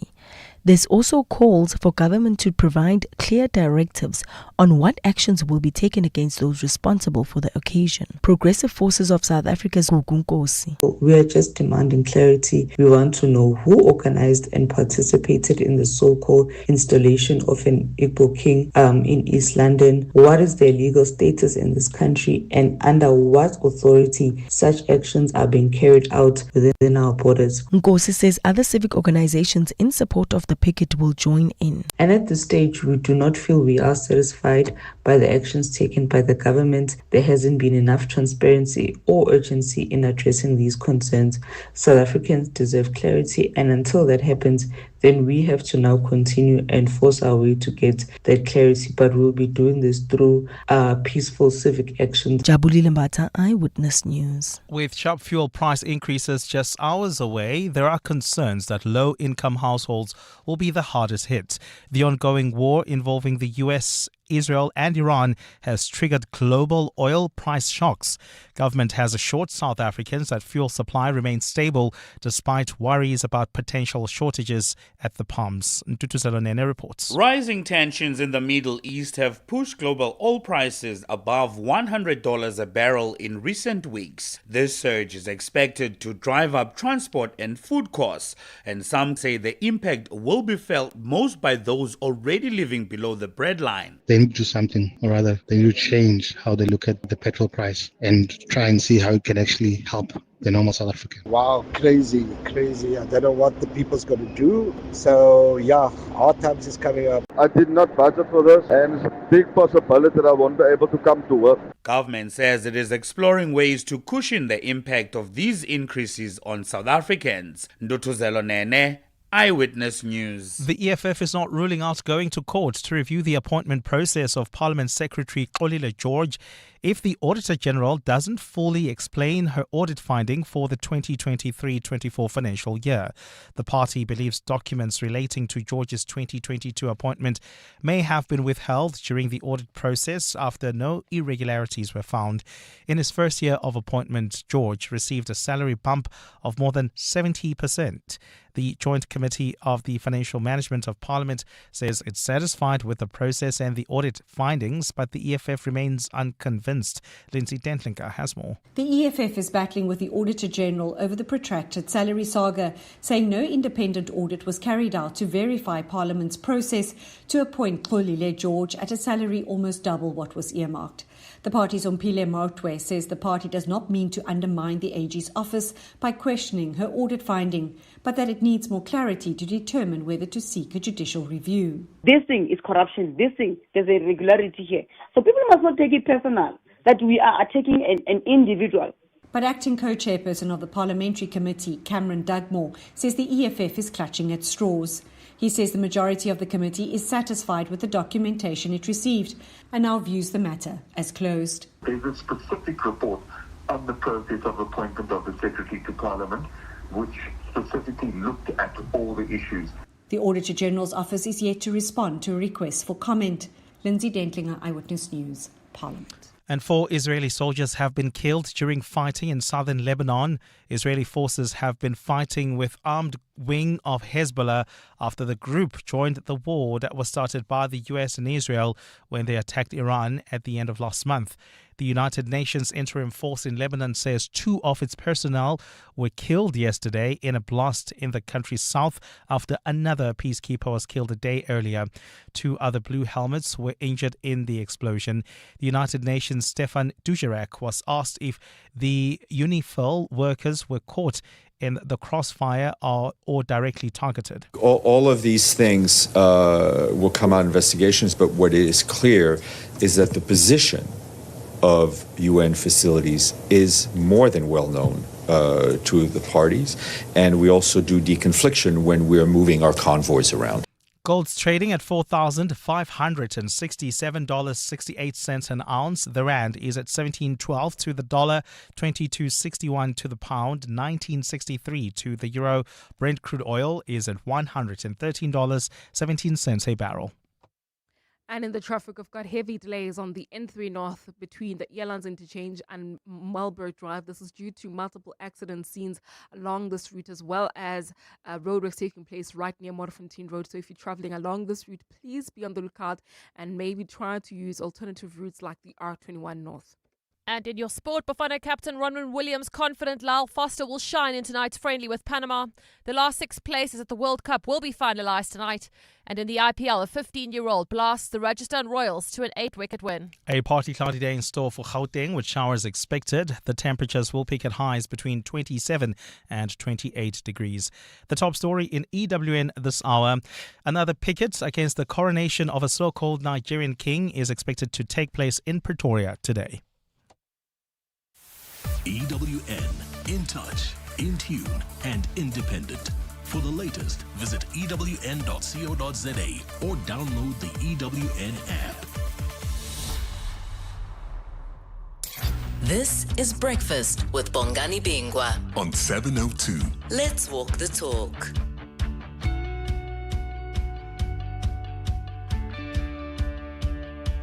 Eight minutes after 8 o'clock, you're listening to 702 Breakfast on this last day of March of the year 2026. A year that I think is racing at breakneck speed. It's a runaway train, is it not? A runaway train is that train that's not quite off the rails yet, but it's not stopping at any of the stations or stops where it's supposed to offload and take on new passengers or goods. And it just keeps going, boo, boo, boo, until it runs out of steam, I guess, and crashes. Remember that movie? There was a movie, I think it was 1986. It was called Runaway Train.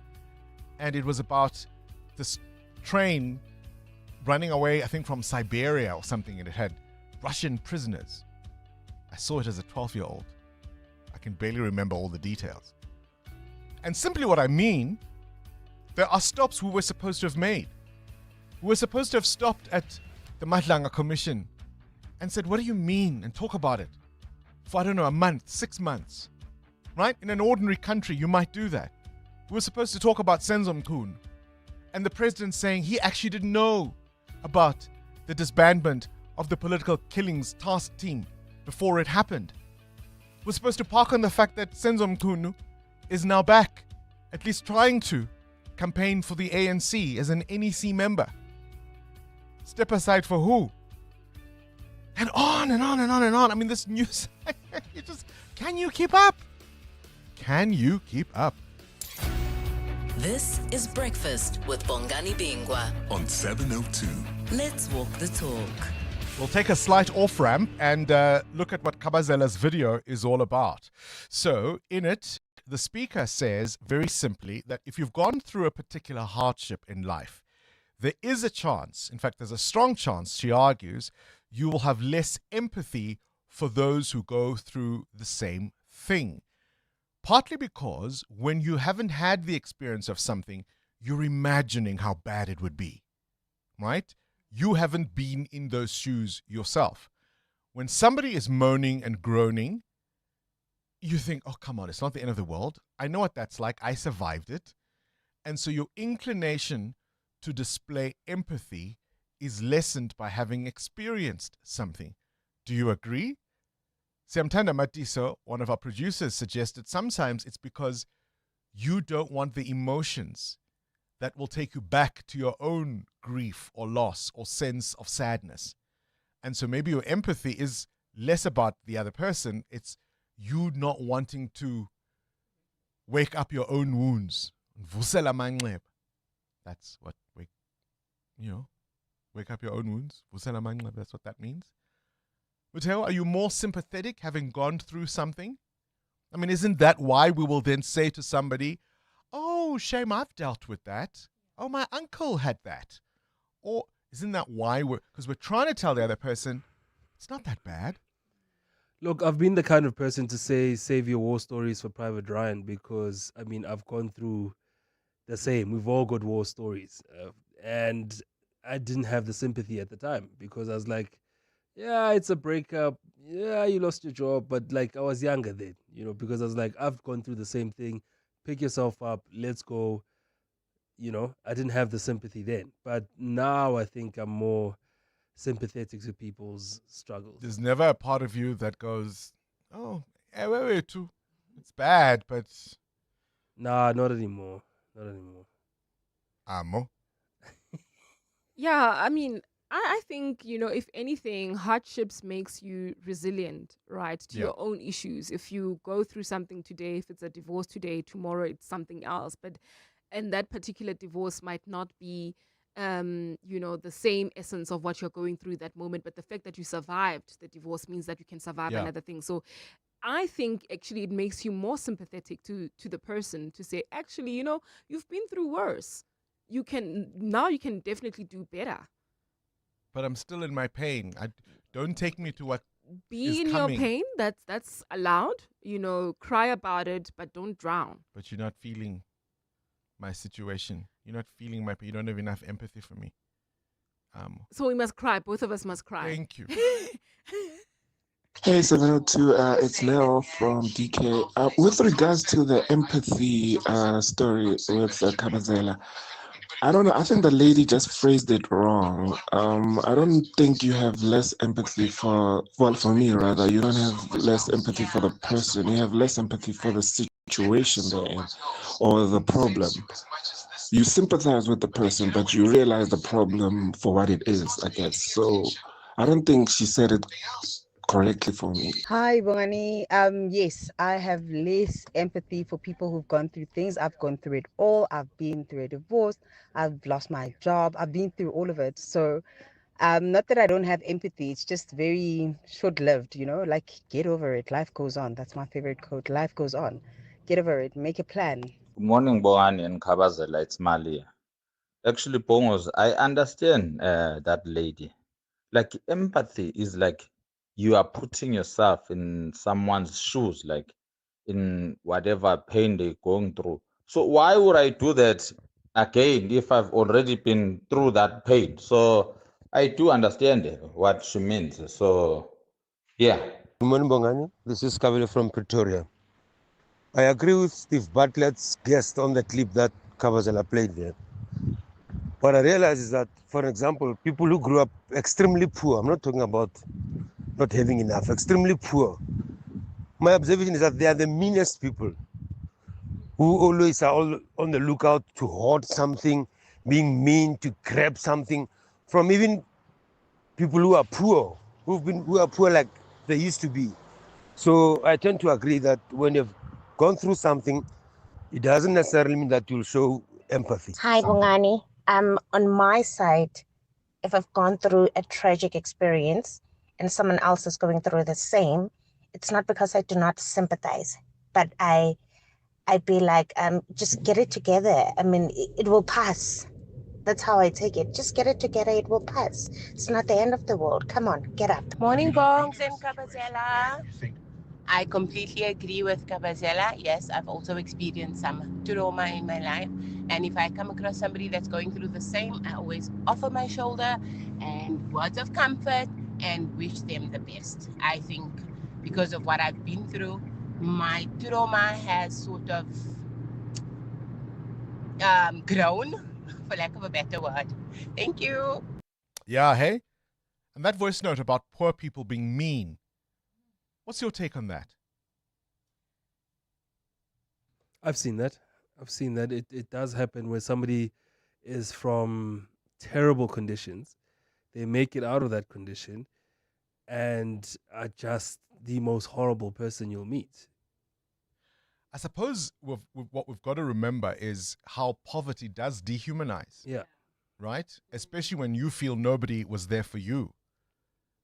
Right? And so you are down there because somebody else is up there. And when you get up the ladder, boy, oh boy, is it your turn. Sammy, you're in Centurion. Sympathy depends on relationships, you say. Yes, Bengani. You see, here's the thing. If somebody doesn't value you, and then you're going through a difficult situation, they won't show any sympathy towards you. They'll tell you things like, no, go get over it, man. Toughen up, stuff like that. But when it's someone that they value, then the person is like, this is what I'm experiencing towards at work. I'm being bullied and stuff. If they value that person, then they'll sympathize with them. That's how it works. If somebody that doesn't value you, Bongani, they won't show you any sympathy. They'll tell you to toughen up, soldier on, stuff like that. Tigers don't cry. But if they value you, if someone values you, then that's how they sympathize with you, tell you about counseling and stuff like that. Excellent That's how I've seen it. Excellent point, Sammy. I can't disagree with you. Excellent Sure, point. Sammy says the ability, I guess, to put yourself in someone's shoes is being able to see them in their fullness, right? Being able to understand, even if you're over it, what it might mean for them. Yes, you're over it. Yes, you've gone through it. You've experienced it. But because I see the other person in their fullness, I begin to understand. Excellent point. Let's talk. We're listening. Hey, 702, it's Leo from DK. With regards to the empathy. Hey, Bonks and team. This is Motuzi here. The story that still keeps me awake at night is really our pit toilets in the rural areas, or from the school's perspective, that we still have those broadly. So Michael Komape, in my mind, he's still very much active.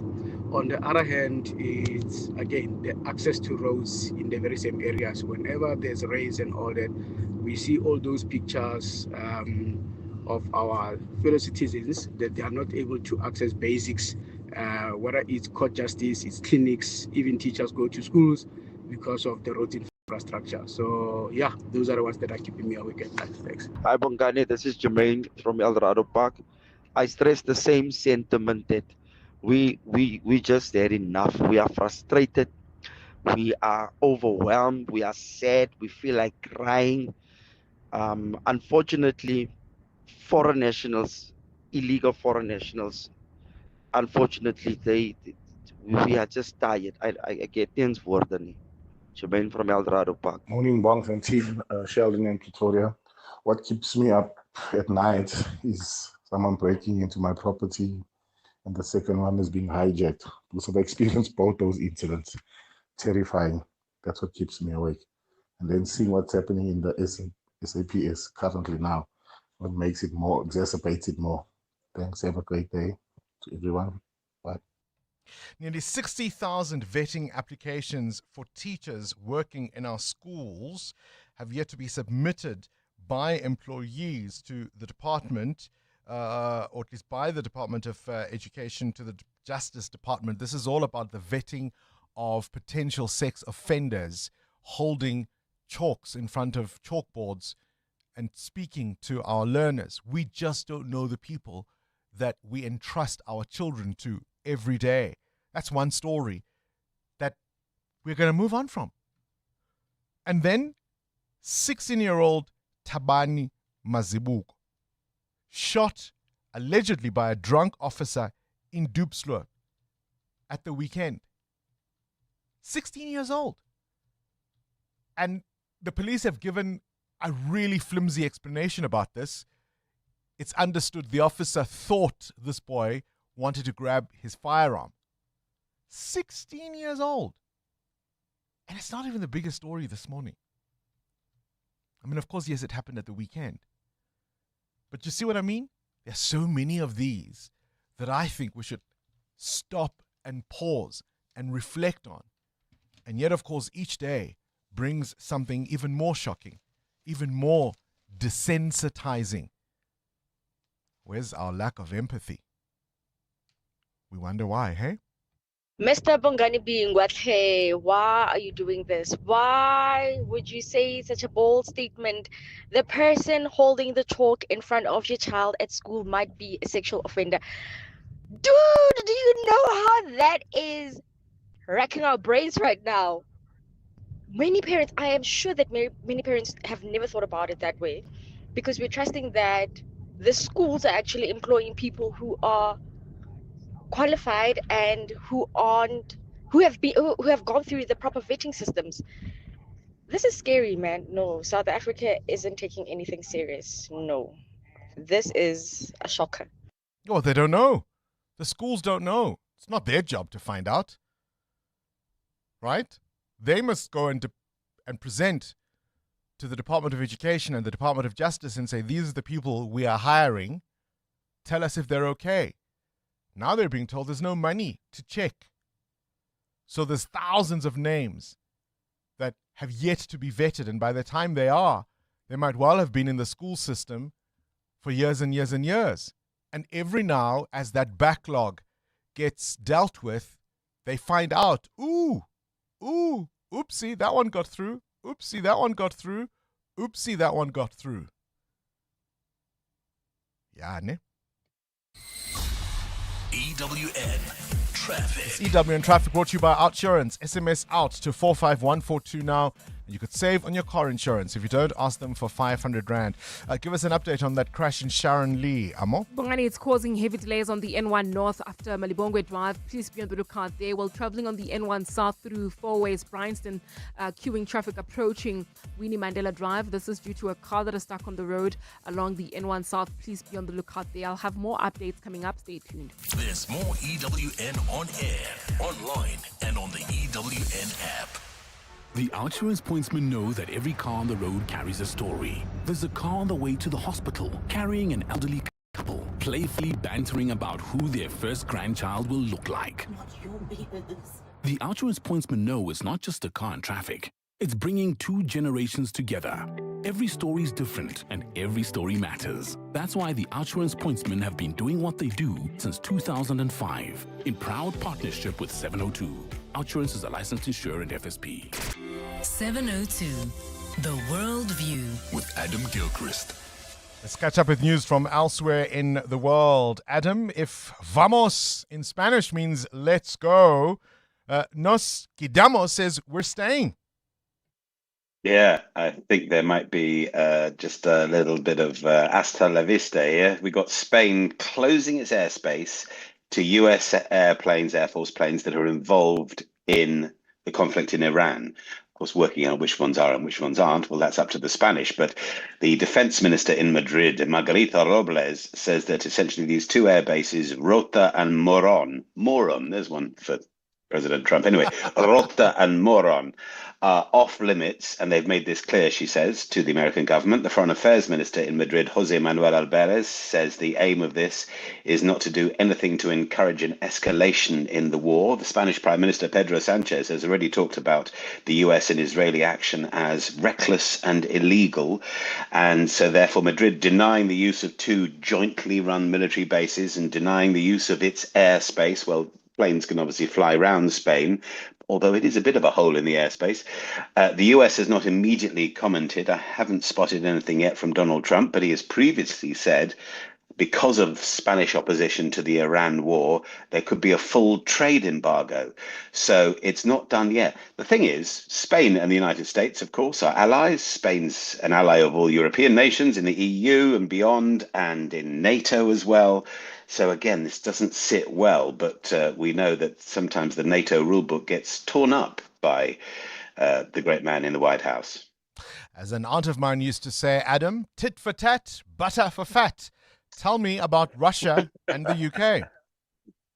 There's a whole lot of butter and fat and quite a lot of tits and tats here. We've got Russia ordering a British diplomat to leave over allegations of spying.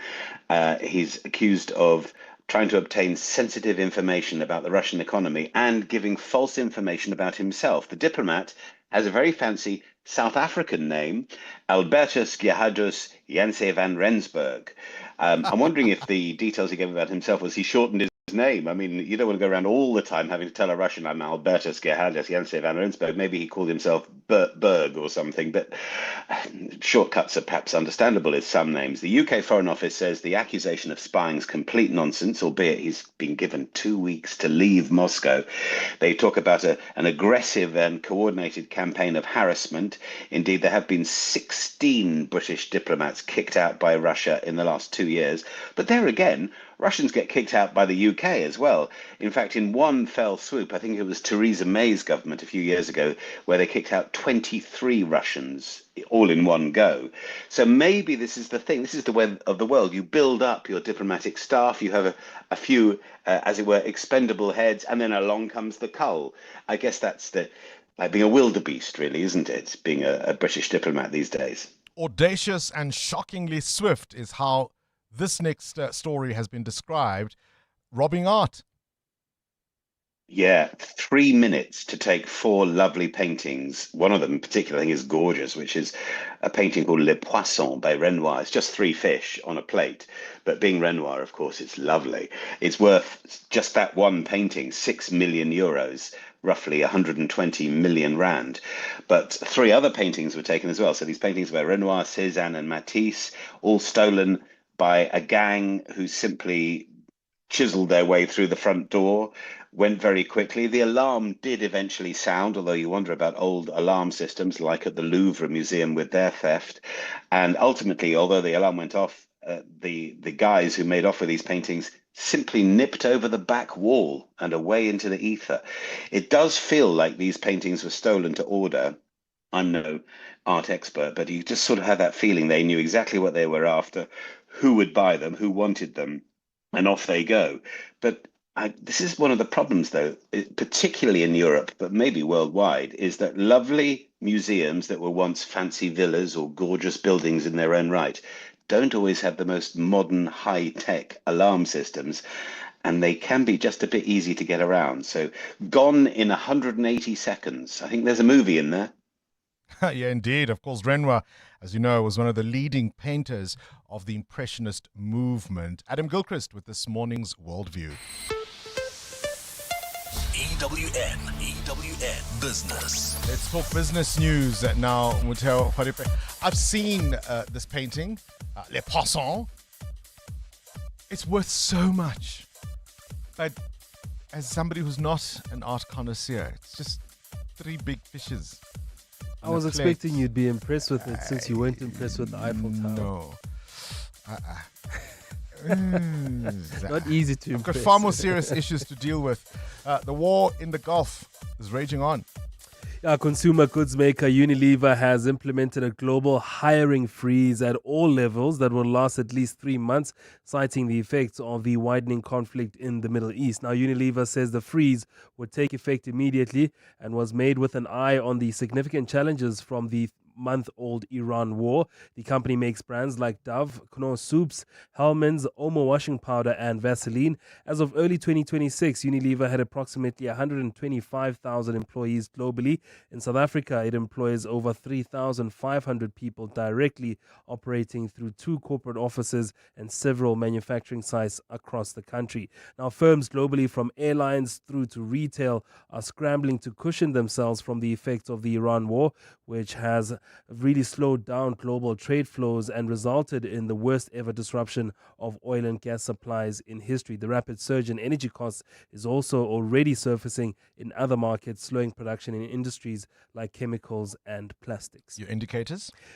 Well, the Rand has been trying to punch back against the dollar, still at 17 Rand 14 cents against the US dollar, 19 Rand 65 against the euro, and at 22 Rand 62 cents against the British pound. The price of gold at $4,559 an ounce is up close to 1%, while platinum is up 4.5% at $1,907. Brent crude at $107 a barrel. More business from Stephen Grotes later this afternoon. I know exactly 8:30. We'll tell you in the next half an hour about Shrek the Musical Junior. That's returning to the People's Theatre. The story I just mentioned now, Sfiso Zulu, you want to pick up on it? Deep Sloot tragedy. Well, police watchdog IPID says it's investigating the death of a 16-year-old boy who was shot allegedly by a drunk police officer in Diepsloot, north of Joburg. Tabani Mazibuko was struck by a bullet on Saturday night near the local police station. It's understood he was trying to intervene during the alleged assault of a friend, but police claim the teen and another person tried to rob the officer. Nkoskona Malingamnisi reports. Gauteng police say one officer was shot and another stabbed during the incident, and that what they describe as a second suspect fled the scene. Mazibuko's family and eyewitnesses strongly deny the robbery claim. His loved ones say he was not capable of such an act. IPED says several investigative steps have already been carried out. Spokesperson Lizzie Shuping. To date, we have reconstructed the crime scene, visited and engaged with the family, and we are currently interviewing other witnesses. Meanwhile, Mazibuko's death has sparked outrage in Diepsloot, with residents demonstrating outside the local police station at the weekend, demanding answers. Khona Malingamnisi, Eyewitness News. March leader Jacinta Ngobese Zuma says violence and looting in Kukompo was triggered by the police's failure to address community frustrations. She says a protester and community member reported a stabbing during the demonstrations against the coronation of a Nigerian king, allegedly involving a foreign national. Ngobese Zuma says it was at that point when protesters started running and approaching foreign-owned shops within the vicinity to try find the alleged perpetrator. At least 10 cars were set on fire and a building was partially torched during the chaos. Ngobese Zuma says the march quickly escalated and it became violent because there was no action from law enforcement. And then Pagalum Tarati took the mic and told everyone that there's a member who had been stabbed. And then they tried to alert the police, and the police didn't seem like they were acting. So people got frustrated with that, and then they started going to look for the person who had actually stabbed this particular person. And then I believe that is when the tension started rising. In KwaZulu-Natal, Action SA has tabled a motion to compel the eThekwini Metro to act swiftly on issues related to illegal foreigners. The party wants government to implement what it's termed stricter measures on undocumented migrants. It's invited other parties in council to support his motion during a debate today. Action SA KZN leader Zwagele Mngwango. Communities across eThekwini municipality have been continuously raising serious concerns about the impact of illegal immigration. And there's a growing perception that eThekwini municipality, government departments and other relevant stakeholders are not acting with the urgency required. And the United Nations Secretary General Antonio Guterres says or has warned that the number of people killed in a gang attack in Haiti could be as high as 80. At least 16 bodies have been found after a weekend of violence in a town in central Haiti. For years, Haiti has been in the throes of deadly gang violence with frequent murders, rapes and kidnappings. Guterres spokesperson Stefan Dujarric says the latest attack underscores the gravity of the security situation faced by the people. And I can tell you that the Secretary General strongly condemns the gang attacks that took place on the morning of March 29th in Petite Rivière in Haiti's Arbanite department. Estimates of the death toll vary, ranging from 10 to up to 80 people killed. A partly cloudy day in store for Gauteng with showers expected. The temperatures will peak at highs between 27 and 28 degrees. And in the traffic in Sandton, we've got a road closure along Maud Street between 5th and West Street. This is for the SA Investment Conference taking place outside the SCC. Please be on the lookout there. While traveling on the N1 North, we still have got an accident reported in the Sharon Lee area right after Malibongo Drive, causing delays. The top story, the Sawa. IPED is investigating the death of a 16-year-old boy who was shot allegedly by a drunk police officer in Diepsloot. The Midday Report. Weekdays 12 to 1. What is your reaction to that judgment against MK? As things stand, we are still firmly on our position that Batoy, the whole tenure, has been a disastrous tenure. I have not come across anybody that is holding Batoy up and above and saying she did the best, she did everything. She has just actually brought the whole NPA into disrepute, actually. She has undermined the stash of that office. Mzunele Mani, MK Party MP, Justice Whip. The Midday Report with Mandy Wiener. 12 to 1 on 702. 702.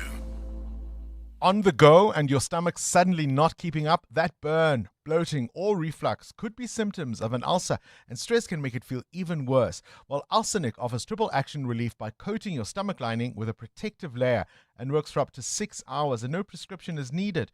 Choose between suspension tablets or effervescent tablets. Keep an eye on the shelf for Ulcenic's new packaging, a fresh new look on the outside, same trusted relief on the inside.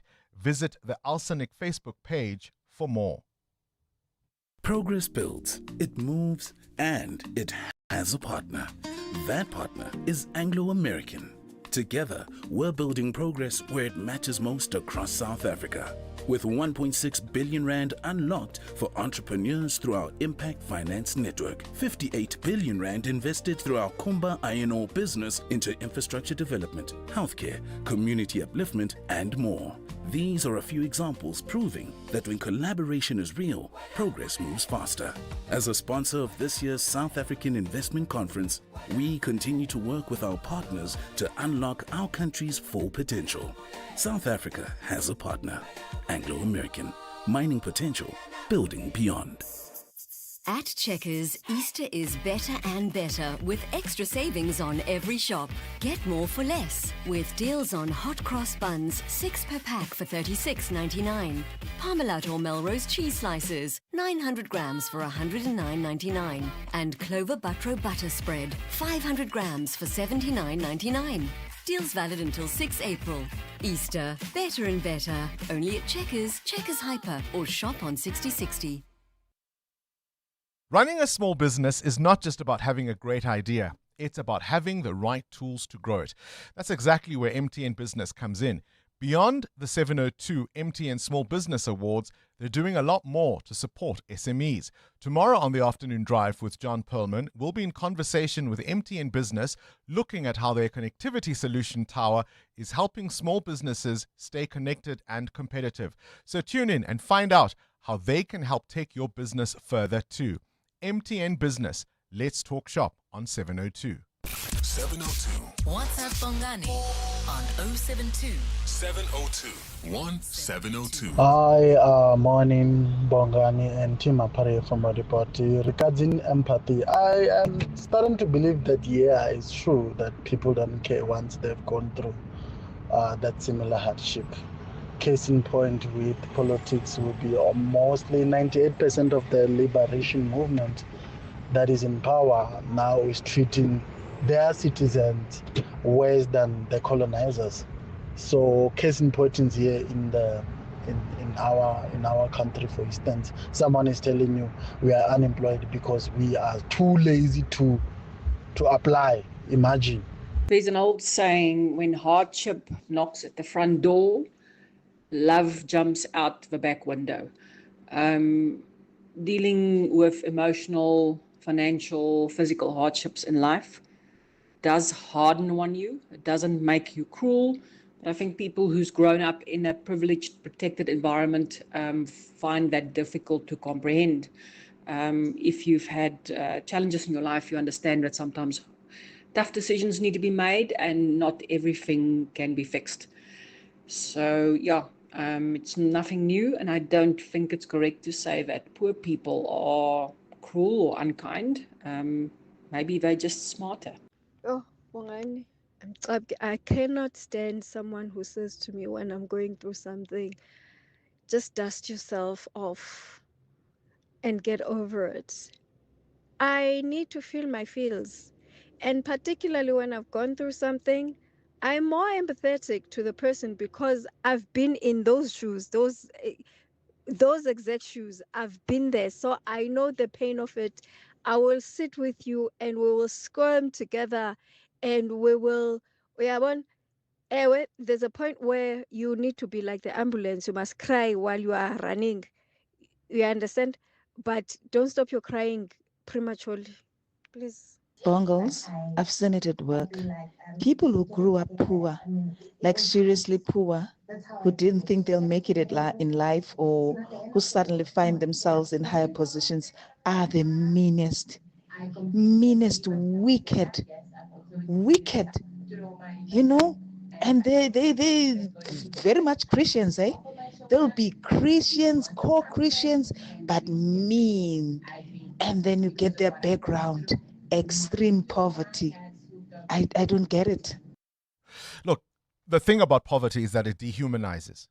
And many people who are in poverty understand that there is a correlation between their position and those who are the wealthiest in our society. And so if they've been pushed out and excluded and the resources all taken by others, when they get their hands on them, I don't see why we expect people who have especially grown up in extreme poverty must suddenly be generous. I think there's a case to be made about that. I think psychologists and people far cleverer than I can explain it better, but that would be my take on it. Cindy Paluta, where are you on this? Does having gone through a difficulty make you more likely to have empathy for someone or less likely? What's your take? I think it would depend on the situation that you're going through and what the life event is. So there's also, I guess you could also say I'm still empathetic, but I'm going to tell you that there is a way to move forward. So let's say, for example, divorce. You can be empathetic that the person's going through the divorce, but at the same time, you can say, you know what, it's not as hard as everybody makes it out to be, or as hard as it seems. But I think for me personally, going through stuff myself teaches me empathy. So before, if somebody's parent dies, you're like, oh, I'm so sorry about your loss, my condolences. But only once you've experienced the loss of a parent yourself, you get it. Do you understand? Because you understand the grief journey that the person is going to go on, or the complicated journey that the person's going to go on. If it's losing a job, you can't really empathize with somebody till you've lost a job. Am I making sense? Although, of course, if we become strict about what empathy might be in the sense of putting yourself in someone else's shoes, it may also mean that in this moment, yes, it may not seem so bad at some point in the future, but in this moment, I can't see that light at the proverbial end of the tunnel. And that maybe what empathy sometimes requires us to do is, even if we know it's going to get better, to let the other person get there themselves. Absolutely. That's what I was about to say as well, is that just because Cindy went through a divorce, which by the way I'm not, but just in case, like let's say I went through a divorce and I came through fine and Amo goes through a divorce and she's devastated and we go through the exact same process. Yeah. You can't then say, well, it's okay, you should just brush it off, because who am I to tell you how you should be feeling in a situation? Because there are all kinds of complicated other factors that, even though the facts of this situation may be the same, the background and the backstory might be very different. EWN Sport. Having said all of that, Cindy Paluta, no sympathy, no empathy for Panama today? For sports teams, in general.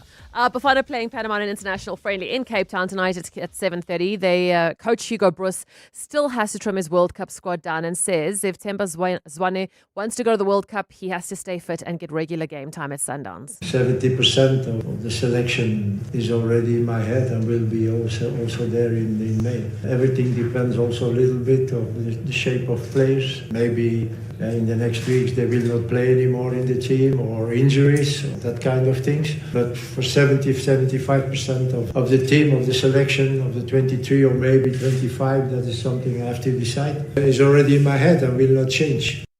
The last 6 spots at the World Cup will be finalised after tonight. The 2 intercontinental matches, DR Congo against Jamaica and Iraq plays Bolivia. While in Europe, Italy has to beat Bosnia-Herzegovina, Denmark plays Czechia, Turkey needs to beat Kosovo, and Sweden against Poland. 10 weeks to the World Cup, and Ghana have axed their coach, Otto Addo, after last night's 2-1 loss to Germany in a friendly. It was Ghana's 4th defeat in a row.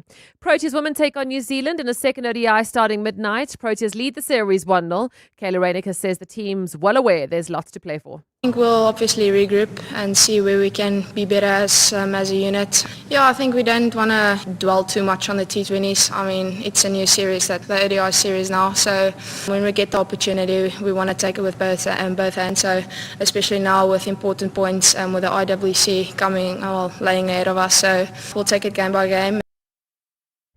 In the Varsity Cup, Northwest came from 19 points down to beat Ike Tigers 56-53. They've secured a home semi-final. Also through to the semi-finals win Marty's Tucks and UJ. The Bulls left for Glasgow last night for the playoffs of the Investec Champions Cup. In their squad of 33 are 14 Springboks. And the All Blacks sweating over the availability of forward Tamati Williams. The Crusaders prop has decisis, which is an infection in one of the discs in his spine. He's out for the rest of the Super Rugby season. Cindy Paluta, Eyewitness News Sport. EWN Traffic. Oh, cystitis sounds very sore. Amo, who's sitting in traffic, imagining what an infection of a disc in your spine might feel like? Well, who's moving uncomfortably in their seat in traffic right now? The people on the N1 North through Sharon Lee Bongani. This is due to an accident that happened right after Malibongo Drive. About a 20-minute hold up there. Please be on the lookout if you want to avoid the scene. Please try to use Winnie Mandela Drive through Bryanston. While traveling on the M1 South, queuing traffic between Marlborough Drive and College Drive. Peak time delays there. There's also peak time pressure piling up on the N3 North. In fact, a stop and go at this moment between the Geldenhuys interchange and Modderfontein Road. More updates at the top of the hour. Do stay tuned. There's more EWN on air, online, and on the EWN app. From your pet's bowl to Belito Brew or Barcelona. Maybe Bordeaux? How about Brazil? Or Butts, Betty's, Baviance, Bella Bella, or even Benoni. Buy any Hills pet food and you could win one of 10 holidays worth 200,000 Rand each. Or take the bucks. Scientifically proven formulas for your pet. An adventure for you. Hills Pet Nutrition. Science does more. T's and C's apply. Baba Black Sheep. Have you any wool? Yes, sir, yes, sir. More than 3 bags full. We think beyond today, tomorrow, more. Look up, look far ahead. We may choose to leave the herd. There's greener grass where fewer care to tread. Baba Black Sheep. Proof of what we do. Better for clients for over 20 years. Courage, we hold the course for you. Baba Black Sheep. If you want more wool, it takes black sheep thinking. Camissa Asset Management. Invest different.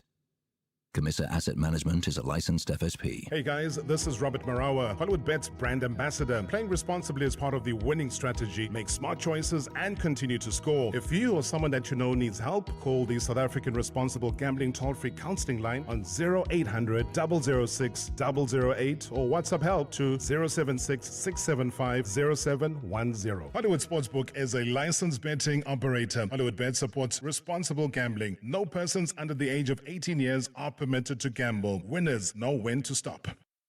From promise to progress, South Africa is stepping into the next chapter of growth. Catch the Clement Manyathela Show. It's live from the 6th South Africa Investment Conference today at the Sandton Convention Centre. That's the Clement Manyathela Show at the 6th South Africa Investment Conference today. In fact, why don't we find out exactly what they're going to be up to, KG? Coming up on the Clement Manyathela Show on 702. Thabo Shalomashao, of course, in the hot seat this morning at the 6th South Africa Investment Conference, in the hot seat this morning, and joins us now from the Sandton Convention Centre. This takes us back to, when was it, 2018, the inception of this investment drive started by President Cyril Ramaphosa. It's the 6th installment today. Thabo, it sounds all a buzz there.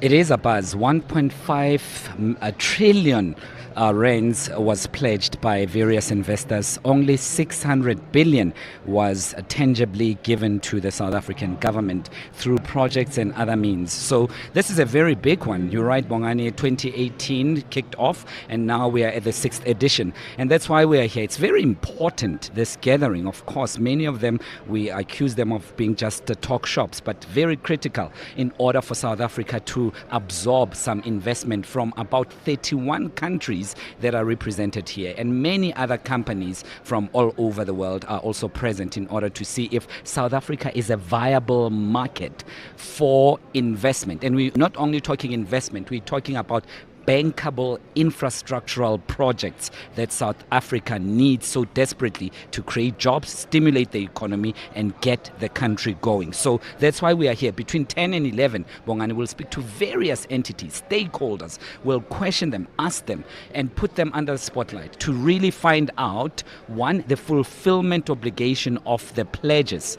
what percentage can be expected, but also which projects have been identified to assist us. So that's between 10 and 11. We do have various features. I'm not moving furniture, even though Clement is not here today. World of Work and Health and Wellness, we will look at promotions at work. Who gets to be promoted? Is it just the favorites that give the boss chips every now and then? Or is it really hardworking, deserving, competent employees? So you may want to tune in to that one and give us a call and tell us if you've been promoted, what was the criteria. And of course, in the world, in health and wellness feature, Bongani, we will look at how people can live longer. Do we really want to live long? Open line between 9 and 10. We'll ask about guns in South Africa. Should we have gun-free designated zones like malls and banks, because everyone else is moving freely? You'd remember that CCMA lawyer was gunned down last week in Joburg. And so the proliferation of guns and many other things on the open line. All that between 9 and 12. The Igwe of Sandton Convention Centre, Taboshola Mashao, standing in for Clement Manyatela between 9 and 12. There are some things in life you can't replace. You know, the essentials. Dinners with the ones you love. Dad, it's on fire. Coffees discussing the ones you used to love. It was standard 4, Mom. Time to let go. Watching movies as you fall in love. It's really smoky in here. Get what you love for less with SA's best furniture essentials on sale right now at DecoFurn. In-store or at decofurnsa.co.za. Dreaming of a home renovation? We see you. Cash Build and Capitec bring you the partnership that has both the quality building materials you need and access to an affordable home improvement loan with competitive interest rates and extended repayment terms. Apply in-store at Cash Build or any Capitec branch between March 30th and April 30th to stand a chance to win a 20,000 Rand Cash Build voucher and other prizes. T's and C's apply. Capitec is an authorized provider and FSP. Initiation and service fee apply. Gauteng is currently experiencing high water consumption. To avoid water interruptions, residents are urged to use water sparingly to allow equitable supply. Act now, save water. Every drop counts. This message is brought to you by the Department of Water and Sanitation, Rand Water, Gauteng Provincial Government, City of Johannesburg, City of Tshwane, and City of Ekurhuleni.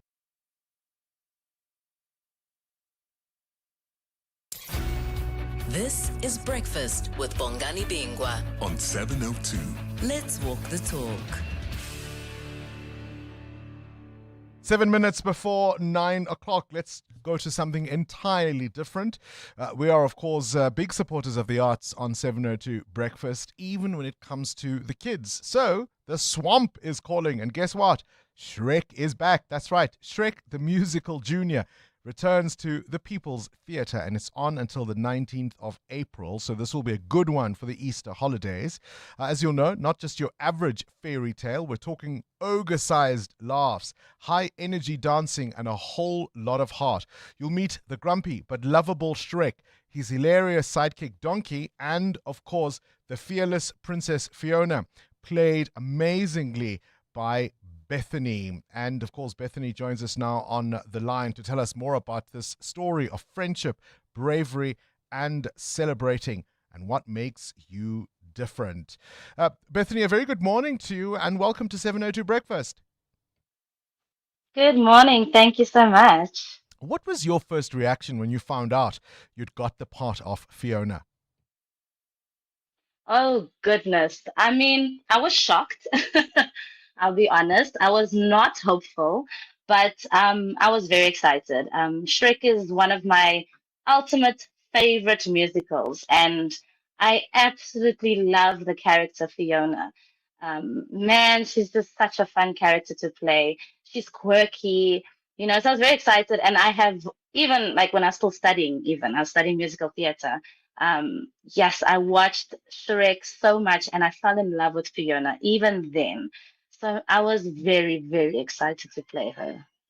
So how do you prepare to play a character that so many people who'll be watching have their own interpretation of, because they've seen it in the various animated films, and of course in this musical version, people have an idea of who they think Fiona is? Yes.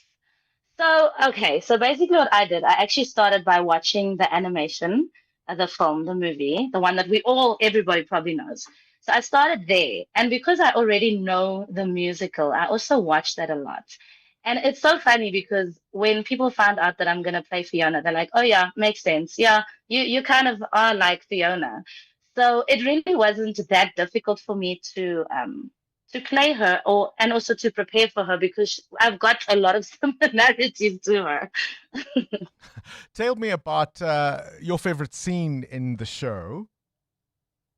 Oh my gosh, there's a song. Ah, I love that song. It's a song that Shrek and Fiona sing together. It's like the moment where they now, obviously they've had the initial meeting, but and that goes how it goes. And I won't give away too much because the musical is slightly not different, but there are some elements in the musical that's not in the movie.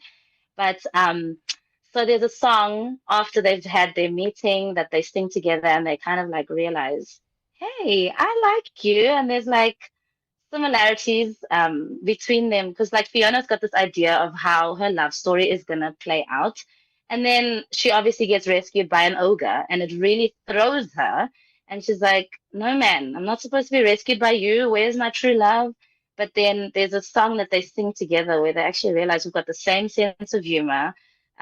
They fart and burp in it, and it always gets the audience. That is my favorite scene in the show. I mean, Fiona's not your typical princess, right? And this is not your usual damsel in distress story. If anything, you might argue that it is she who rescues Shrek in the story.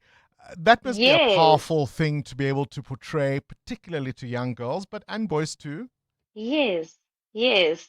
Oh no, it is. I love this story, man. I love her storyline because, like, obviously, like all of us, like I'll just, for instance, for me, growing up as a kid, watching all these movies about princesses being rescued and reading the books, and then you've got this idea of how it should be, you know, and you think that that is the only way that it needs to be. But then Fiona realizes that actually she's strong. She actually, I mean, she actually really didn't need Shrek to save her from the dragon, the dragon's lair. She actually could have done it herself. But I think because we've been so conditioned on how we should be and how we should act and how you should just carry yourself as a girl, for instance, even that you think that that's the way it should be. But then there's this beautiful story of like finding yourself, finding your inner strength, also like falling in love. And your love story is like it blows your mind. It's not what you thought it's going to be. It's actually even better. So, yeah. So, how do you think adults and kids relate differently to this story? Oh man, I think for kids, obviously depends on what the kids are exposed to. But for kids, I think kids still have this thing of idea of how their lives are going to be, how their love story or whatever is going to be. But man, I feel like even with adults, it resonates so much with adults. Like I said, for instance, for me, I had an idea of how my love story was going to be, and then when I met my husband, it was the total opposite. Like I married someone who I didn't think I'd ever marry. I mean, if anything, when I met my husband, I was like, I don't know about you. I actually don't like you. Please don't call him an ogre. Yeah. No, he is far from an ogre. But like he was the type of person that I was like, I even say to my mom, gosh, I don't know about this guy. Like, I don't know. I don't like him that much. Only to find out like 2 years later, I am falling in love with him and we are married and we've got kids. So I think, oh man, it's such a lovely story. Like adults will enjoy it. Children will enjoy it. It sounds absolutely fantastic. Bethany Gianni, of course, portraying the character of Fiona in Shrek the Musical. That returns to the Children's Theatre. You can go there, of course, until the 19th of April. 702 podcasts are on 702.co.za. All right, we want South Africa, of course, to be the continent's most credible and compelling investment destination. We want the momentum that's been built over 6 South Africa investment conferences to translate into capital deployment, strategic partnerships, and measurable economic outcomes. All of that and more coming up next in the Clement Maniatela Show, the South Africa Investment Conference. Invest, partner, prosper. This is EWN. Good morning, I'm Sfiso Zulu. Another picket against the coronation of a so-called Nigerian king is expected to take place in Pretoria today. The demonstration, organized by civic movement Progressive Forces of South Africa, comes a day after a peaceful march turned violent in Kukompo in the Eastern Cape. Cars were torched and a building was partially burnt after a protester was stabbed, allegedly by a foreign national. Jabulile Mbata reports. Progressive Forces of South Africa says it will picket outside the Nigerian embassy today against the coronation of a Nigerian king in the Eastern Cape. The group is calling for answers on who authorized and participated in the ceremony. There's also calls for government to provide clear directives on what actions will be taken against those responsible for the occasion. Progressive Forces of South Africa's Nkosi. We are just demanding clarity. We want to know who organized and participated in the so-called installation of an Igbo king in East London. What is their legal status in this country, and under what authority such actions are being carried out within our borders. Nkosi says other civic organizations in support of the picket will join in. And at this stage, we do not feel we are satisfied by the actions taken by the government. There hasn't been enough chance to now continue and force our way to get that clarity, but we'll be doing this through peaceful civic actions. Jabulile Mbata, Eyewitness News. The ad hoc committee investigating allegations of police corruption resumes its work today to consider yet another extension. The committee had until today to wrap up all business and submit its findings to Speaker of National Assembly Togo Didiza. The parliamentary body concluded its oral hearings and evidence earlier this month with a closing submission from KZN Police Commissioner Nhlanhla Mkhwanazi. Babalondenza reports. Today's meeting of the ad hoc committee will discuss the usual housekeeping matters, but will also include discussions around another deadline extension. The committee has already been granted 3 deadlines and was set to finish all its business today, but the committee failed to sit last week due to the unavailability of many members of the committee. The meeting this afternoon will suggest another date extension after close to 6 months of hearings, which started in October last year. The committee, chaired by ANC MP Soviet Lechanyane, is expected to finalize a draft report following more deliberations between members. The report will contain findings and recommendations before it goes to Speaker Togo Didiza and the National Assembly for final adoption. Babalondenza, Eyewitness News. With sharp fuel price increases just hours away, there are concerns that low-income households will be the hardest hit. The ongoing war involving the US, Israel and Iran has triggered global oil price shocks. Government has assured South Africans that fuel supply remains stable despite worries about potential shortages at the pumps.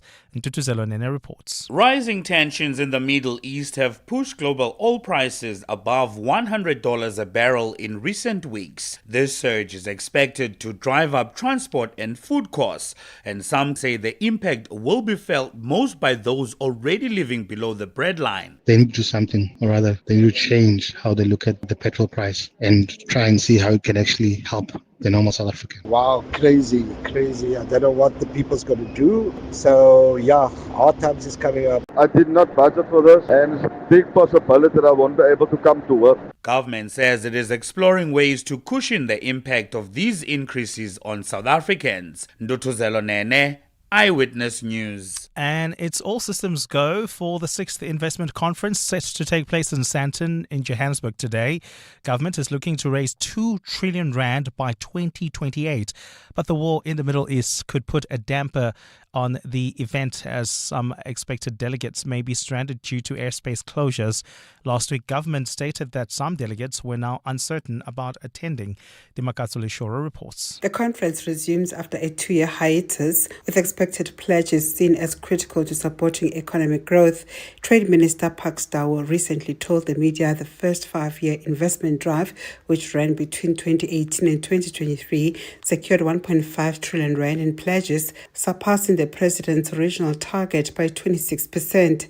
But debate continues about whether these pledges actually manifest into real investment. Concerns have also been raised about rehashed investments by development financiers, that blur the lines between new and already existing investment. More than 1,000 delegates from 21 countries are expected to attend the conference, with 65 pledges expected to be announced.